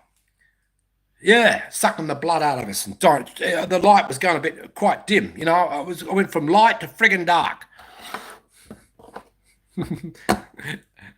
And one day, with all this sort of terrorist thing going on, because it followed me, you know, it's like 1 minute I'm in East Pakistan, next thing here, you know, and the cops grilled me. They took me in the cop shop. And it's stupid me. They says, "We want a video of you." And I realized I didn't have to make the video. And out come a confession of some of the people that were trying to hurt me. Next thing, I get attacked by the people that are trying to hurt me even more. "You told the cops this and that. You mentioned the name." I didn't mention the surname. I mentioned the first name. That was enough, a lead to go on. It came out that, how did the enemy find out that I'd been interviewed on a video of the cops of those people that were my enemy? The cops and the enemy must be together, working together. What's going on here? Must be friggin' Nazis. All of them. Protecting each other. I mean, defending each other. Isn't that crazy, man? Man, I didn't have to have that interview. With the video and everything, locked in a small room, you know? And then he asked me certain questions. Did you commit any crime or something? And I said, "No, I didn't." He says, "You're lying?" Because when I first got interviewed, I said, "Oh, you know, I've got murderous intent or something, you know, and hire a hitman or whatever the case may be." Because people are trying to kill me. So I hired a hitman, and the hitman get bashed up half to death, crippled, and whatever. Long story. Related to the church a bit too, you know. I mean, so it is all part of it. And then I denied it. Well, I didn't kill anyone. I just, you know, I had a few connections, you know. And then I denied it on the video. No. You got to tell the truth. You said you hired him. I wasn't going to tell. I woke up then. I'm not going to put that on video. I'm putting it on video now, aren't I? Come after me now. All shit. I didn't do anything. Murderous intent. That's how it was then, you know. But when I got saved by grace, man, born again, I was free. You don't go back to robbing banks and things. Not that I did that either. You get born again, you still sin, but you don't go back to hypocrisy. You don't do that. You see, you still sin. See what I'm getting at? It's beautiful. It's beautiful. Grace is suffice. It's great. It sets you free, man. Know the truth that will make you free. Any comments here? That's a massive sin, man. What massive sin was that? I'm lost. Elton, what's this? Elton never did that. Oh, you're saying Elton's a massive sin. Oh, yeah, what he did to that girl, the Mormon girl, raped her up the ass, took her back to the hotel, got away with murder, almost. Poor girl's not a virgin anymore. Had to go and marry in the Mormon temple, all holy and everything with her husband. Can you imagine talking to her husband? "Oh, my ass hurts. Oh, no, don't do it there. Oh, no, I don't like anal sex." Oh, no, shit. And I was married to one who loved it in America. Oh, I couldn't. You can't tell the difference in the end. Sometimes the bloody the pussy is tighter than the ass. You marry a bloody virgin, you can't even get it in. It's easier for the ass. But no, I've done all that. Look, don't beat me up for this. You want to be all big Catholic, bloody sexless nun or monk. Don't give me that crap. What you do behind closed door. Even Apostle Paul said, "Love covers a multitude of sins, but God forbid don't make it a lifestyle." Happy is that man who condemn himself not for the thing that he does or do, which means you don't feel guilty about it. Don't confess. If the wife doesn't agree to it, you married the wrong woman then. You should have talked this out, but you're not allowed to. Oh, no, blind faith. You know, in the bloody Potter's house, bloody babble in tongues and everything, I got thrown out because I lit up a smoke. You can't do that. You just spoke in tongues. Oh, bullshit. Babble. I didn't want it. They called me up. 300 people. They can't even hold hands on a date. They're not allowed to hold hands on a friggin' date. Just get married. Don't hold hands. How batshit can you get? Bloody interference. The kids can't even hold hands on a date. I believe in halfway job. The woman's got to be wet. Okay, get her all juiced up. Find out she's wet. Otherwise, you marry someone, that's happened too. She don't get wet. There's nothing there. Even lubricant, you can't get it in. I mean, you can't even get a finger in. I mean, I'm talking birds and bees here, mate, I tell you. I mean, you better know before you get married. But men, you need to control yourself. You do not need to stick it in. I used to get caught in the office. Did you stick it in? No, I didn't. Because I was with this beautiful girl after the breakup of my temple marriage. I wasn't having sex, but I was going out to bands and things. She was very musical and support all brothers with bands and everything. And she was the only girl. We just went out, no sex. And one day she begged me for sex. I said, no, she loved me. But I wasn't divorced. That's adultery. That was sort of adultery. But anyway, she kissed me. That's about it. And then she got pissed one night. Well, she doesn't drink. No, maybe she did this night. But she went to the Navy ship come in, the HMAS, met a naval officer, got her pregnant, and I had it off for the night. And then she has an abortion. And then I'm shocked. She said, you didn't give me a baby. So I went out off with the bloody naval officer. And then she come, because you know about the Mormon church. I wouldn't marry her. She wasn't a friggin' Mormon. She's a bloody Catholic. And the parents said, oh, piss off. You're not Catholic. You don't want to be with my daughter. She's a bloody, yeah. Anyway, besides the point, then she wanted to go to the church. Oh no, I want to become a goddess. I want to have what the Mormons have. I want the whole holy temple thing and everything. So I took her to the church. She got kicked out. She had an interview. She says, "Oh, you're a murderer. You're an abortion. You're finished. Piss off." And she'd coming out screaming and everything. Oh, I'm damned. I said, but I didn't teach her that you're not damned. You're saved, but you're not going to be exalted. You're not going to become a god. Not even King David. I made a video just the other night. Mormons don't believe King David will be exalted, but silly old bloody sex maniac bloody King Solomon, he committed adultery many times. I mean, extra concubines and turned to pagan false god worship, can be forgiven and get to the highest Mormon heaven. But poor old King David, and what did God say? He's a man after my own friggin' heart. But you, King Solomon's cursed. But no, the Mormons, it's the King David that's friggin' cursed. I got over 1,100 views for that video. It was an interesting video. Oh, King David is another one I like. He was polygamous, but not as much as King Solomon, his son. His first son got taken, cursed, you know. But he had a baby, died and all that sort of thing. And he wrote psalms and everything. He spent the rest of his life repenting. And he can't get to the Mormon heaven because he indirectly murdered to get Bathsheba. There you go. Amen. John, you're online, mate. John the Beloved. What's your plan for your channel, mate? Let's say in 5 years' time, what is your success criteria for your channel? Well, the supernatural. Supernatural. I've had that much supernatural in my head, in my heart and my head. I mean, I have seen things that'll shock the pants off you. I mean, I got to live through it. I just had an exorcism come up from another country. I put myself in a very dangerous position because I love the jungle and I go into the villages and witch doctor and everything, whatever. And this time I shouldn't have went, but I've been watching Pastor Papa John. He rebukes the roaring in the spirit of tongues, which is the Enoch teachings of the real Melchizedek that fallen angels up against. And man, you got to watch Pastor Papa John, the black guy from Cape Town, South Africa. Look that up on YouTube. Someone over there to test the spirits. And I went to Voodoo Land. And the mate that I was with went under. He went under. He was religious. He was a real religious one. He thought, oh, I can do it. I've got priesthood. Oh, shit. And I was born again Christian. So I wasn't demonic possessed because I'm born again. You can if you're not truly converted. But I was under the influence. And he went under, man. He got red eyes. He went strange. He started to fit, hiss and spit and vomit, even vomit, everything. I was paralyzed. And the demons got me and they pulled me. They pulled me over the balcony. I was commit suicide more than once. Man, I was having visions and bloody, it wasn't zombie juice. I was only drinking water, man. Got to watch the zombie juice. And people, bloodbath and everything, visions of people being murdered and slaughtered and everything. Oh my gosh. Trying to send them in the light. I couldn't. I didn't have the power. And then on the last night, 12 nights, I was trapped. I was sick. I couldn't move, see. And on the 12th night, I put on Pastor John's video, pre-video. He wasn't there. And the first word he called, speaking in the roaring of the spirit of the tongues, was my friend who was possessed. Like, call Lazarus from the friggin' grave. The first word, he was speaking in the tongues. No coincidence, man. And then it went on and on and on, and it rebuked, and rebuked, and it rebuked. And by sunlight, when the sun come up, those friggin' vampires were cooked. I went through 12 nights of demonic influence for me, demonic possession for the other person. 12 friggin' nights, man. It was so friggin' frightening. You got to experience it, and it's an awakening. I can never go back. I can never go back to any false god now. I mean, we're talking Jesus as God here, because Mormons don't believe that. Jesus is the brother of Lucifer, yet their own book says he's God. Eternal God, unformed before and after him. Oh, yeah, no wishy-washy God could rebuke like that. You see, this is what I mean. They claim to have the true priesthood that Moses had when he parted the friggin' seas. Right? But I've been a witness. They did an exorcism once. They don't normally do it. Caught on armless, have you committed to a mental hospital. You start spewing the bucket, mate. They'll be spewing the friggin' bucket when they realise they climbed up the top of the mountain only to realise they climbed up the wrong one. They've got the wrong Jesus. Not that they're going to burn in hell like the Baptists will say.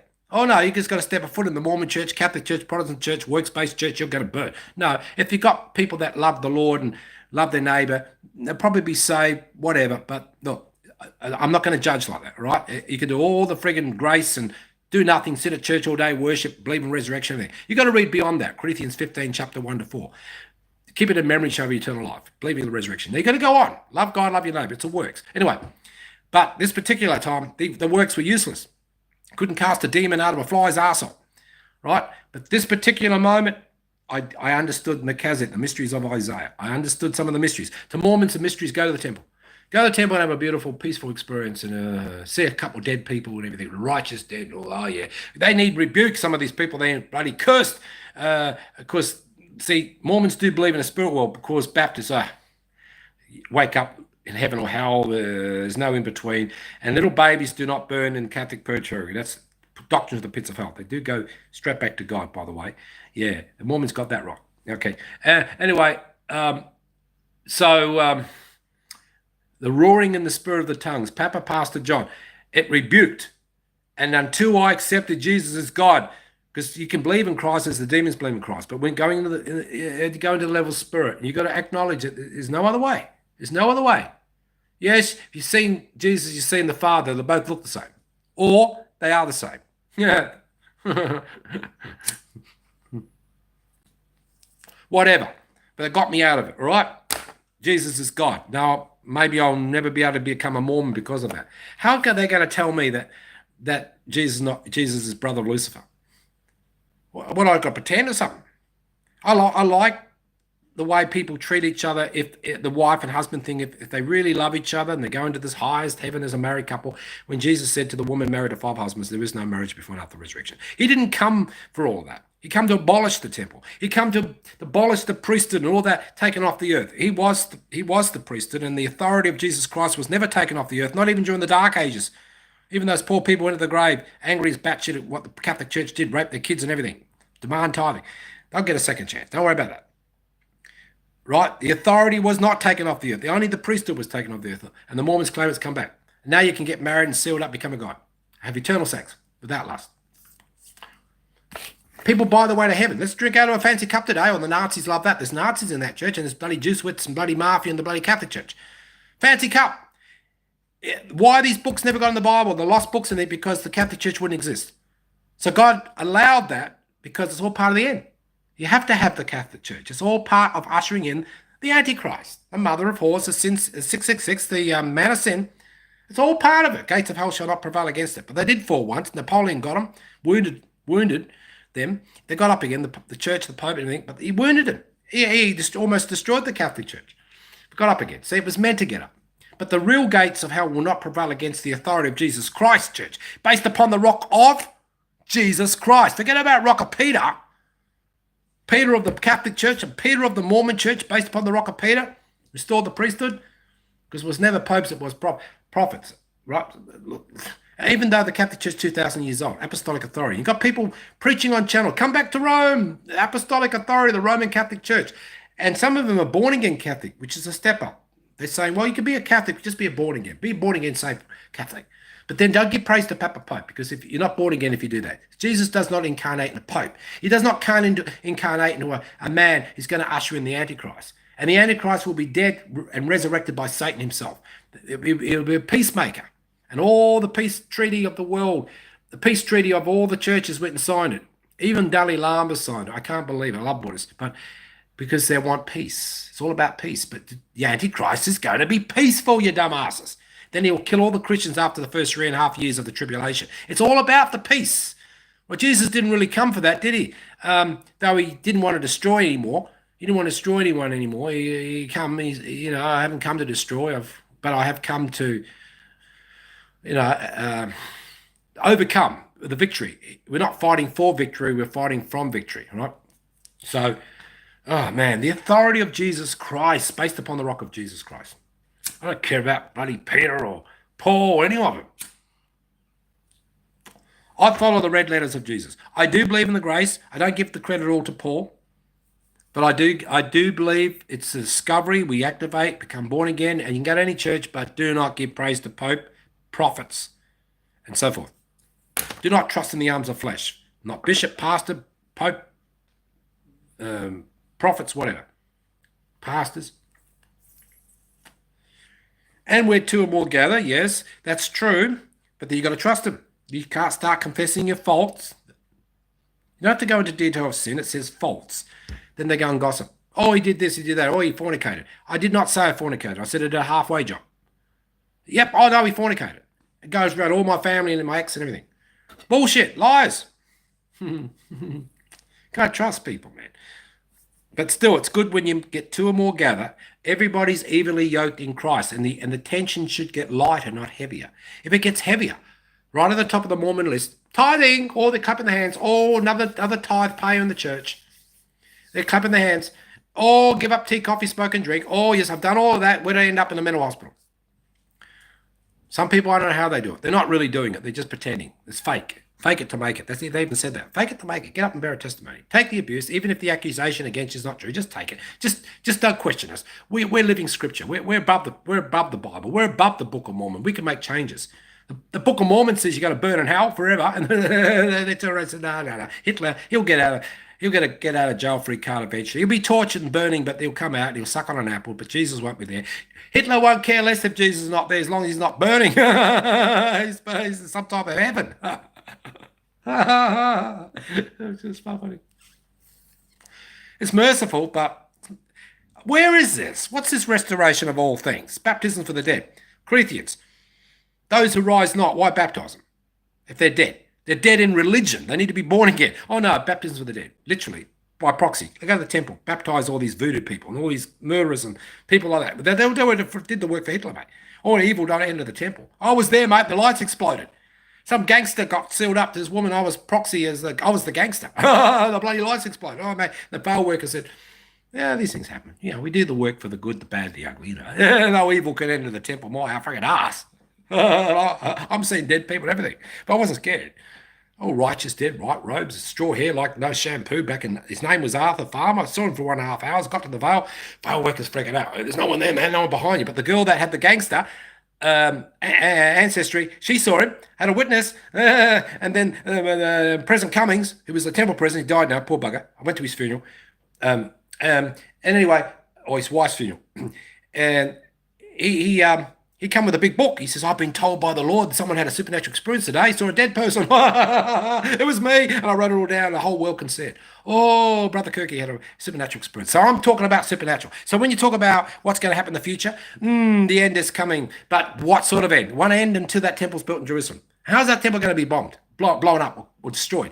They've had a big UFO there, mate. It was a probe thing. Up and flying the speed of light above the dome of the rock. I was on captured YouTube. Man, this thing was flying around the temple, the dome, and also the Pentagon in America and everything. UFOs everywhere. Right? They're coming, man. They're coming.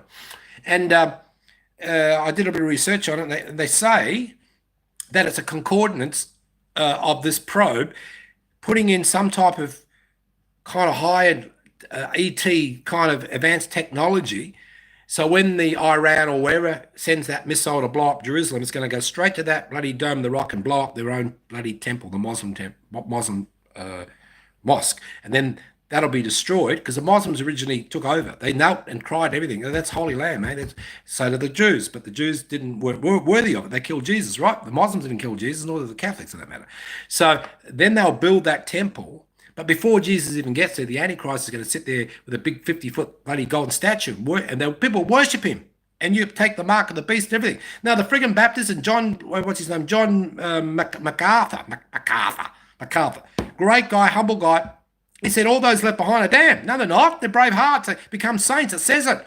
And they'll govern the earth with Moses and 144,000 and the rest of them. The Sippy Cup Christians taken up. No word rapture's mentioned. Just taken up whenever. Could be in stages. They're weak. They're weak. God loved them. I'm not going to let them live to go and take the mark. I think I'll save those ones. Take them up. And it says in the Bible, they will complain a bit that they didn't get to govern the earth. They're not the brave hearts. The ones left behind are the brave hearts, mate. Leave me behind. I'm staying. I'm staying, man. I don't think I'll be taken up. Yeah. Not, I may not be as pure as some of these people, but the thing is, see, this is what I mean. We're talking about beastie. We're talking about sex, relationship, marriage. Some people, missionary position to the day they die. It's always a holy level, and they think that they're better. They think their ass don't stink. Oh, no, that person's going to hell. Yeah, he had bloody anal sex. He had bloody oral sex or something. Oh, yeah. How far can you go? Strangle sex. But no chains and whips. Never into that. It's stupid. Tie your wife up when it's free. How stupid is that? Remember that movie, 50 Shades of Grey? It's a good movie, but it was terrible because that narcissist prick and this beautiful, innocent, virgin woman fell in love with this prick, and he's a mummy's boy, but he hated his mummy because she was disciplined, and he used to whack her up, tie her up and give her the whip, red marks, everything, just crying all the time. He was freaked. He was a freak. What a beautiful, innocent woman caught up with a freak like that, right? Now, I'm against all that, all right? But as far as which hole goes up, I don't give a stuff. Yeah, you don't stay there. You overcome it if you want, but if the woman wants it, man, you satisfy them. The Muslims say, if they want sex, you got to give it to them, otherwise they can divorce you. It's under Muslim law, all right? I don't care what you think. Oh, no, Brother Kirk, he's a beast. Oh, well, but I wasn't always a beast, but I don't stay there. Don't make a lifestyle, all right? It's only basic instinct. It's not evil. It's just demons will get in if you start hating it. You got to cooperate. You got spirit, soul, and body. You got to work together, but the spirit should lead the soul, not the soul lead the spirit. Otherwise, the soul will drag the spirit down to hell. And the beast is even worse because they ain't got a soul. The dead are conscious of nothing in that respect. It's very real. It'll drag the soul down. You got the beast, you got the soul, and in the highest level of soul, we've got intelligence. It's not the spirit intelligence. You've got a brain too, and the brain must follow the heart, not the heart follow the brain or the mind. But which heart? There's a heart in the soul which is wickedly deceptive. The Bible warns against deception everywhere, and then you got the heart in the spirit, which is joy beyond happiness, and happiness that comes to an end was never really happiness. So you got to. This is the mystery. I've discovered it. I'm not always there because I kind of, you got to, you don't hate yourself. You don't want to be vain. But sometimes there's things in the soul. I play music. I play romantic music and people getting drunk and everything. In the end of the night, guess what I'm doing? I'm playing hymns. They're all drinking and wine, they're crying, everything. I'm going to church the next day. And these women are crying and everything. And I've led them from their lust into something kind of spiritual, but it's not holy. This is what I did. This is my talent. I'm sitting around playing hymns at a resort and all famous people and everything. And they're all crying. I'm jazzing it up, doing this and that, and then like tears come to the eyes.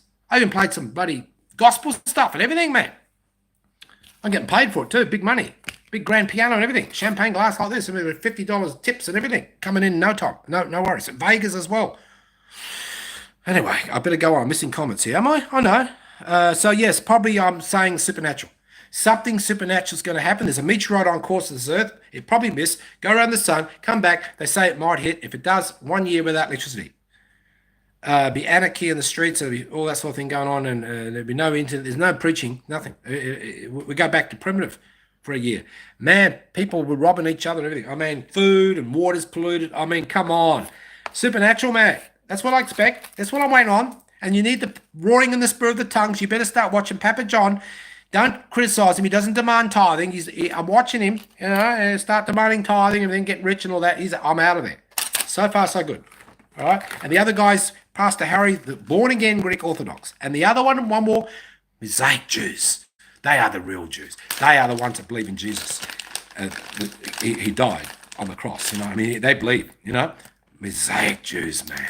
Some of the music they have, singing in Jerusalem on the Mount of Olives and playing fiddles and harps and, So you got to, you know what I mean? These are real powerful churches. Now, there's a lot of fakes, miracles, and Jesus saying, no, you're not. All right, there are some churches out there. They're not here in Australia, mate. Oh no, it's all party time here, mate. No, no, no, no. Oh, I might go to Greece one day. All right. What's the other place? Jerusalem's going to have bombs and things. But see, they should have protected that friggin' border. 150 people, 200 got kidnapped and raped, some got killed. And then they go and kill 20 million, not 20 million, 20,000 people, kids and everything in Gaza. Two wrongs don't make a right. See, what people are failing to understand here, the Jews are cursed, though Jesus was a Jew, but the Mosaic Jews are not. The Nazis God allowed the devil to use the Nazis to curse the Jews for what they did. And the Nazis are friggin' cursed. They're all drinking out of a fancy cup. You know what I mean?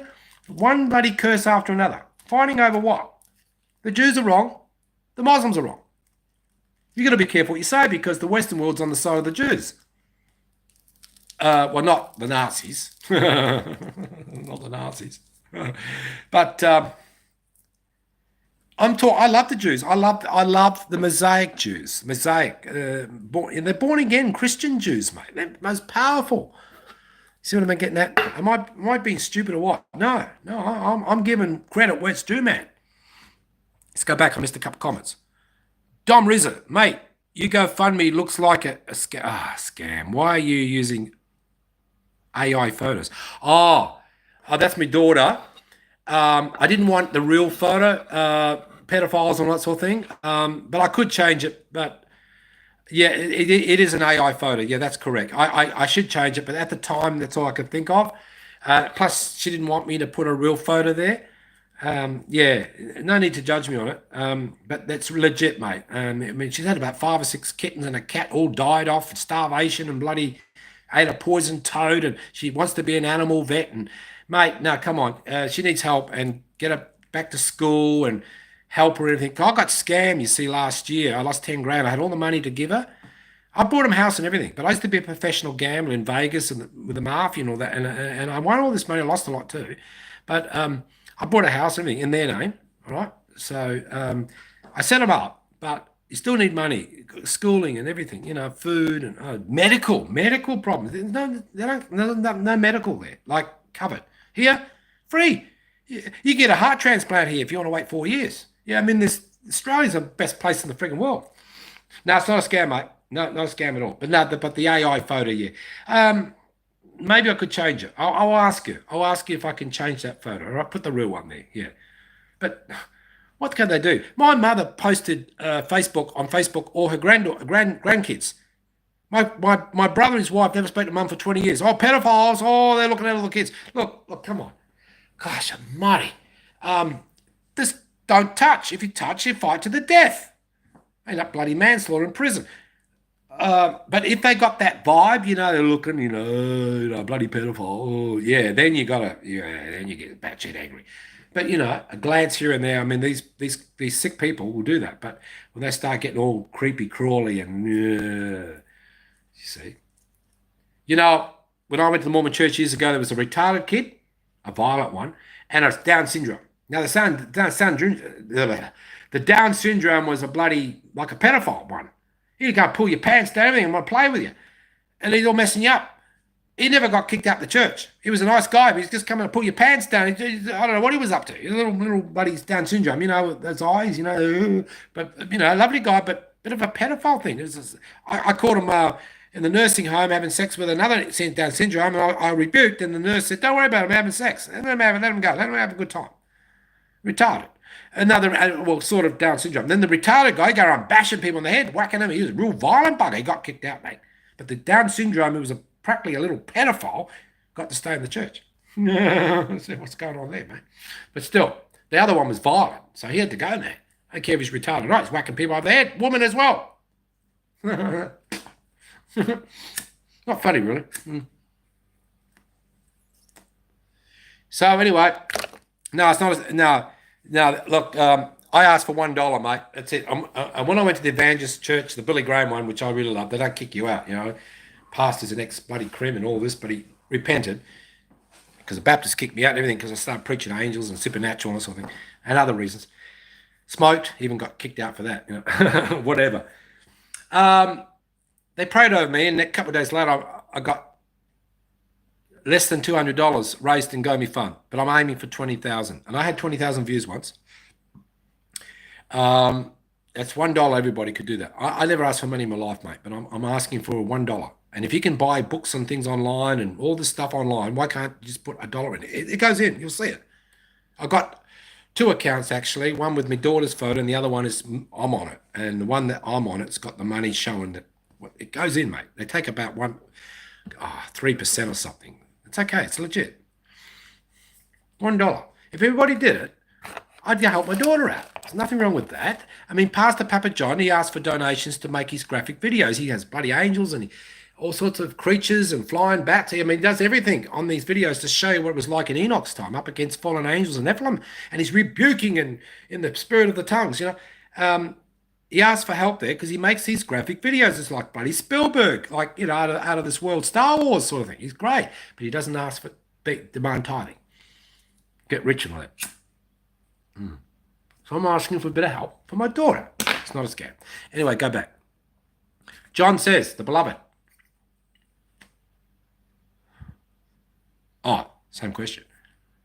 What are you going to be doing in, 10 years? 5 years? 5 years, probably be serving some mission somewhere in the world, but maybe not voodoo land. Maybe not that sort of mission, but maybe a mission of love. How can I put it? There's a level of preaching where you go into the Spirit and you breathe the Spirit. It's beyond speaking it. Now, I had an experience like this. Now, don't get me wrong. I went into the Mormon church with somebody who became a Mormon from an evangelist. Believe it or not, I was shocked. I had COVID. She looked after me, nursed me, bathed me naked and everything. No sex. We got blessed for that. Very holy woman, really. But she wasn't bloody too pride to wash me and clean me up. And I was sweating and like a bit. I had COVID, mate. And I had no medical cover for it, right? Anyway, the first day I arrived there, I wanted to serve a mission from top to bottom of this country. And we went down to the Mormon temple because she was Mormon now and I was an ex-Mormon. And I thought, oh, you want to really check this thing out? And I walked in there and I wasn't even in the church. I'm excommunicated. And I walked in there and they got me up. I was preaching, man. And I was breathing the Spirit. I started bearing testimony. I was thinking of the power of the Melchizedek priesthood, the one that's activated, roaring in the spirit of tongues, like the real power of the priesthood, and the grace, the power of the blood and everything. Sometimes I used to bear testimony here and get kicked off the bloody stand because, you can't talk about the blood. They have tap water. They don't have the blood. They're scared of the blood. They think tap water is okay. Convenience. Richest church in the world. But this time it was melting. It was like the hearts were melting, 90%. And that temple was about to be dedicated by an apostle. And I got to speak. I felt like I was a pioneer. And, of course, being a dark, dreary day with storm and thunder and what else? Dark, typhoon sort of thing. And I'm just got so much faith. Let there be light. And light coming through every oracle of the building, lit up like angels coming through, man. It was just the timing of it. I was wet. I mean, wet with tears. And she was, and everybody was. And she was a witness to it. She saw it. And then then the patriarch who's been set apart by an apostle, American guy, he took me into a room with her and gave blessings. When she was having her blessing, she was hearing trumpets go off, like angel trumpets. I didn't hear that. And he gave me a blessing. And in the blessing, it said that he knew that I wasn't in the church. I didn't tell him. He thought I was in the church. And he said, Daryl, he said, this power, this evangelist thing, this mission, bring it into the Mormon church. Speak, because this is my blessing. I have a patriarchal blessing. It's like fortune-telling Mormon scriptures. Could come true. And that I know people that's been told they'd be alive when Jesus come, they're freaking dead.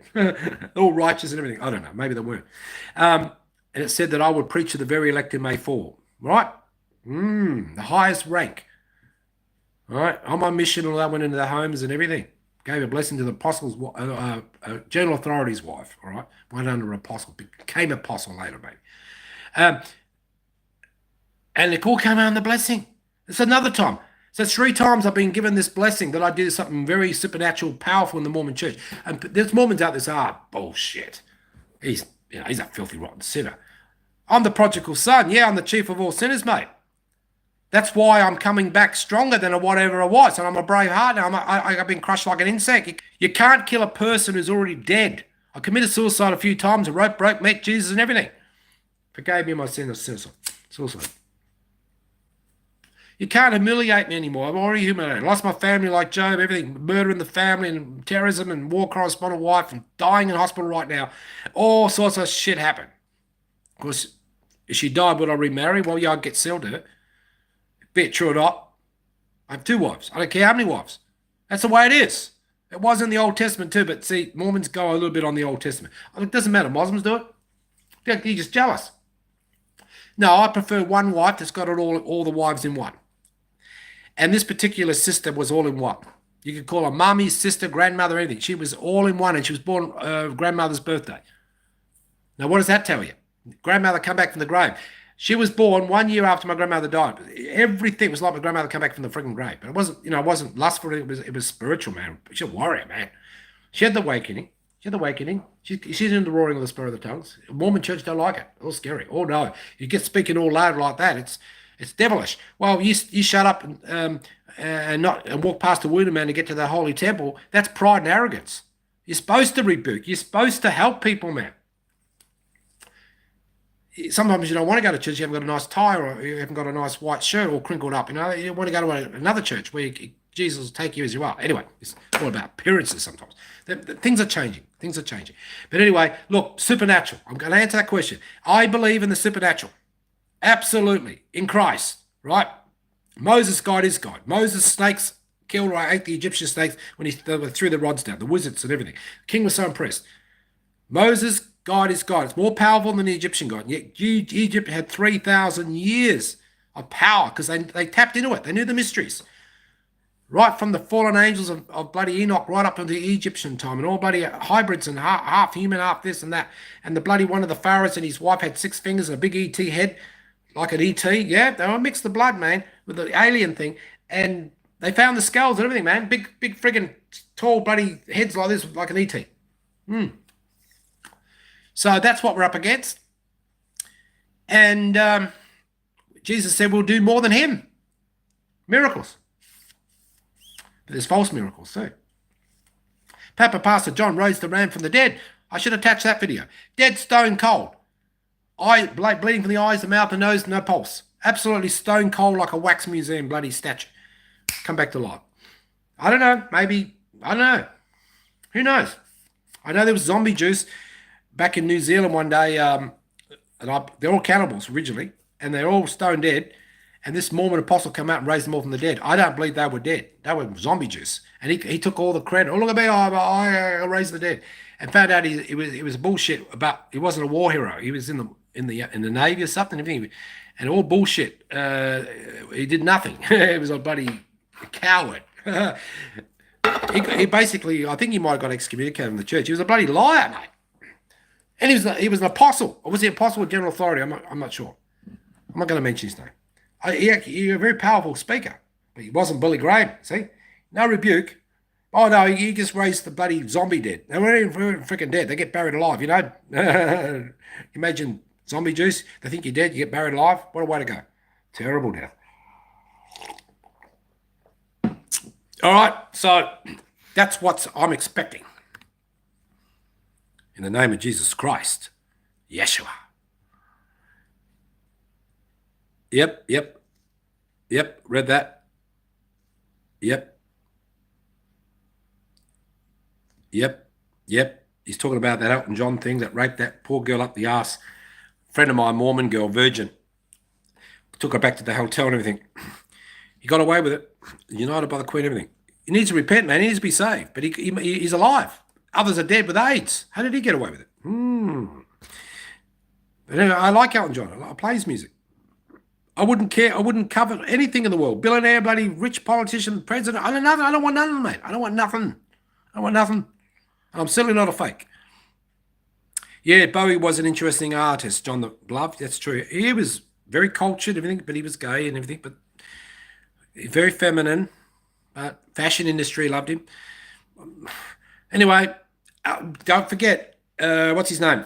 Alice Cooper used to bite Chook's head off on stage. Black occult. Right, He died, had an overdose. He went to hell and he got born again. I mean, he met Jesus and everything. He come back a Christian, right? Okay.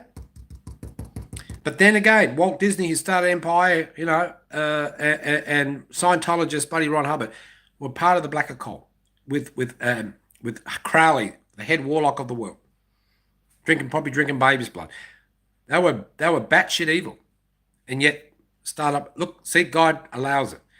Disneyland is fake, but it's beautiful. It's nice. I've been there. I went to Disneyland for 9 days in Disney World. Man, I loved it. And then I went to a Mormon temple in Vegas, which was being built at the time. I went to Vegas and I got called as a witness as my wife, Adam and Eve thing at the altar. It was just so sacred because I was, my wife and I got the privilege. It beat Disney World by 1 point. 1 point. Just a bit like stupid old, well, it's a true story. Titanic beat Ben-Hur, the greatest biblical movie of all time. Now it's the Passion of the Christ. Titanic beat Ben-Hur by 1 point or 1 star.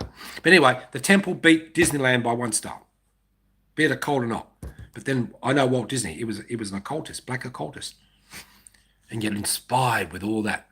When I wish upon a star, how I wonder what or who you are. Yeah, right. Fake. Beautiful for little kids. But he himself was evil. Genius. Smoked the big fat cigar and everything. But don't knock him for the cigar because Wesley smoked the cigar. Charles Spurgeon smoked the cigar, one of the great modern day reformers.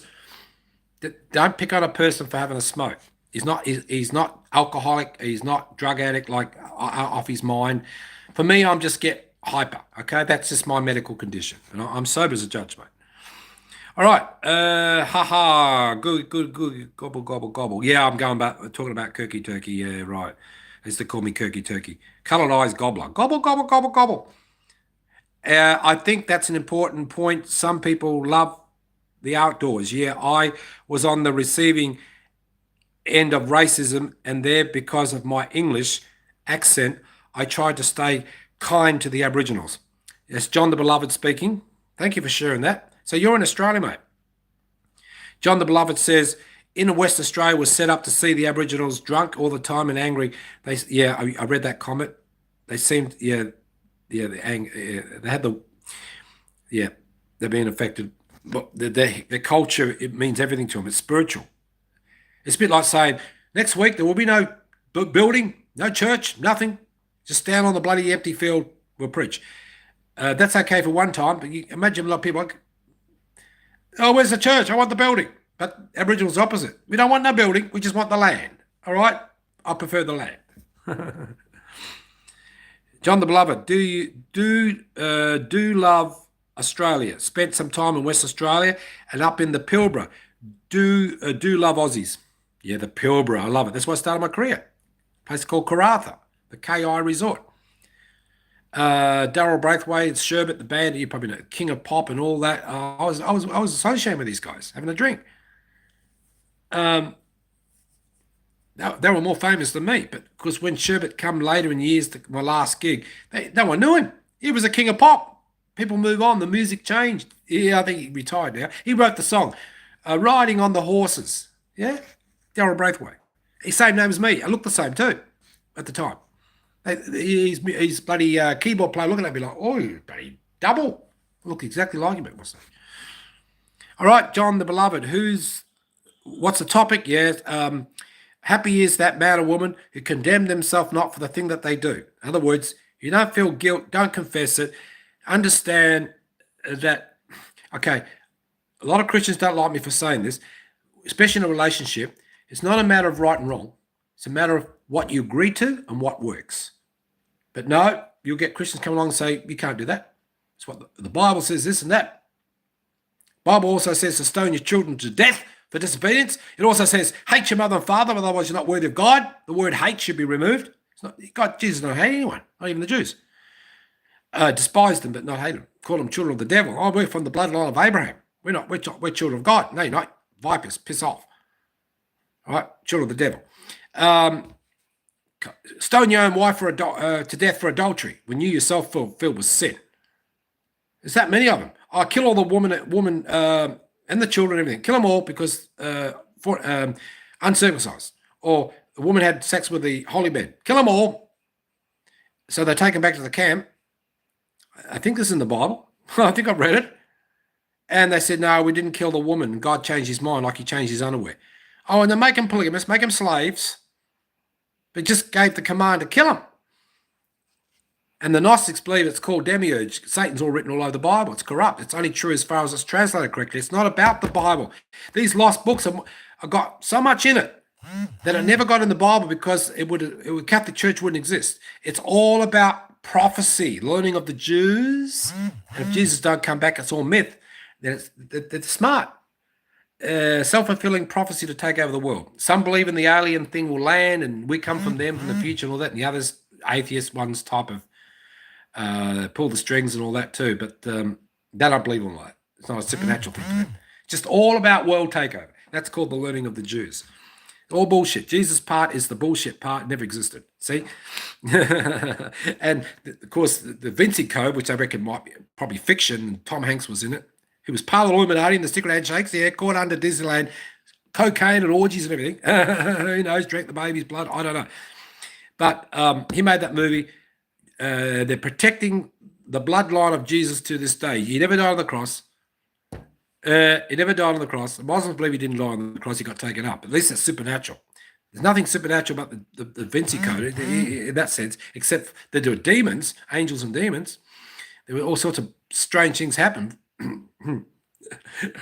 Jesus didn't even die on the cross. There's no salvation. There's nothing. But there's demons. Oh, that's funny. There's demons, but there's no salvation. If there's a demon, like the Jews, the Pharisees said, you're a demon casting out demons, Lord. Blasphemy against the Holy Spirit. He was bloody God. He can cast out a freaking demon. If you believe in demons, you've got to believe in angels. If you believe in angels, you believe in God. Then you believe in fallen angels. This goes on and on. Skinny Rock Johnson's online. Jesus is God. Yes, I agree with that. And then first comment, sorry. Daryl Kirky, Australian. Good, sir. Thank you. Very kind. Very kind. Okay. Comments have been really, what's the word? It's been very reasonable and logical, right? There's earthly logic, right? And then there's spiritual logic. Muslims go on earthly logic. All the contradictions in the Bible, the eyewitness accounts, all the bullshit. People that never met Jesus, everything. But historically accurate. I believe it's accurate. I don't care what Constantine said. Just give the Christians some credit. The born again ones, just piss off and leave Rome alone. Give them some power. Catholic Church went on. I'm the Pope until I'm dead. Then Catholic Church took over. But Constantine thought he was God. Changed the times and the seasons from Saturday to Sunday. Sun worshipping day, Baal day. The Catholic Church is just another Baal, but worse because better nails for you. Mary's the only queen in heaven.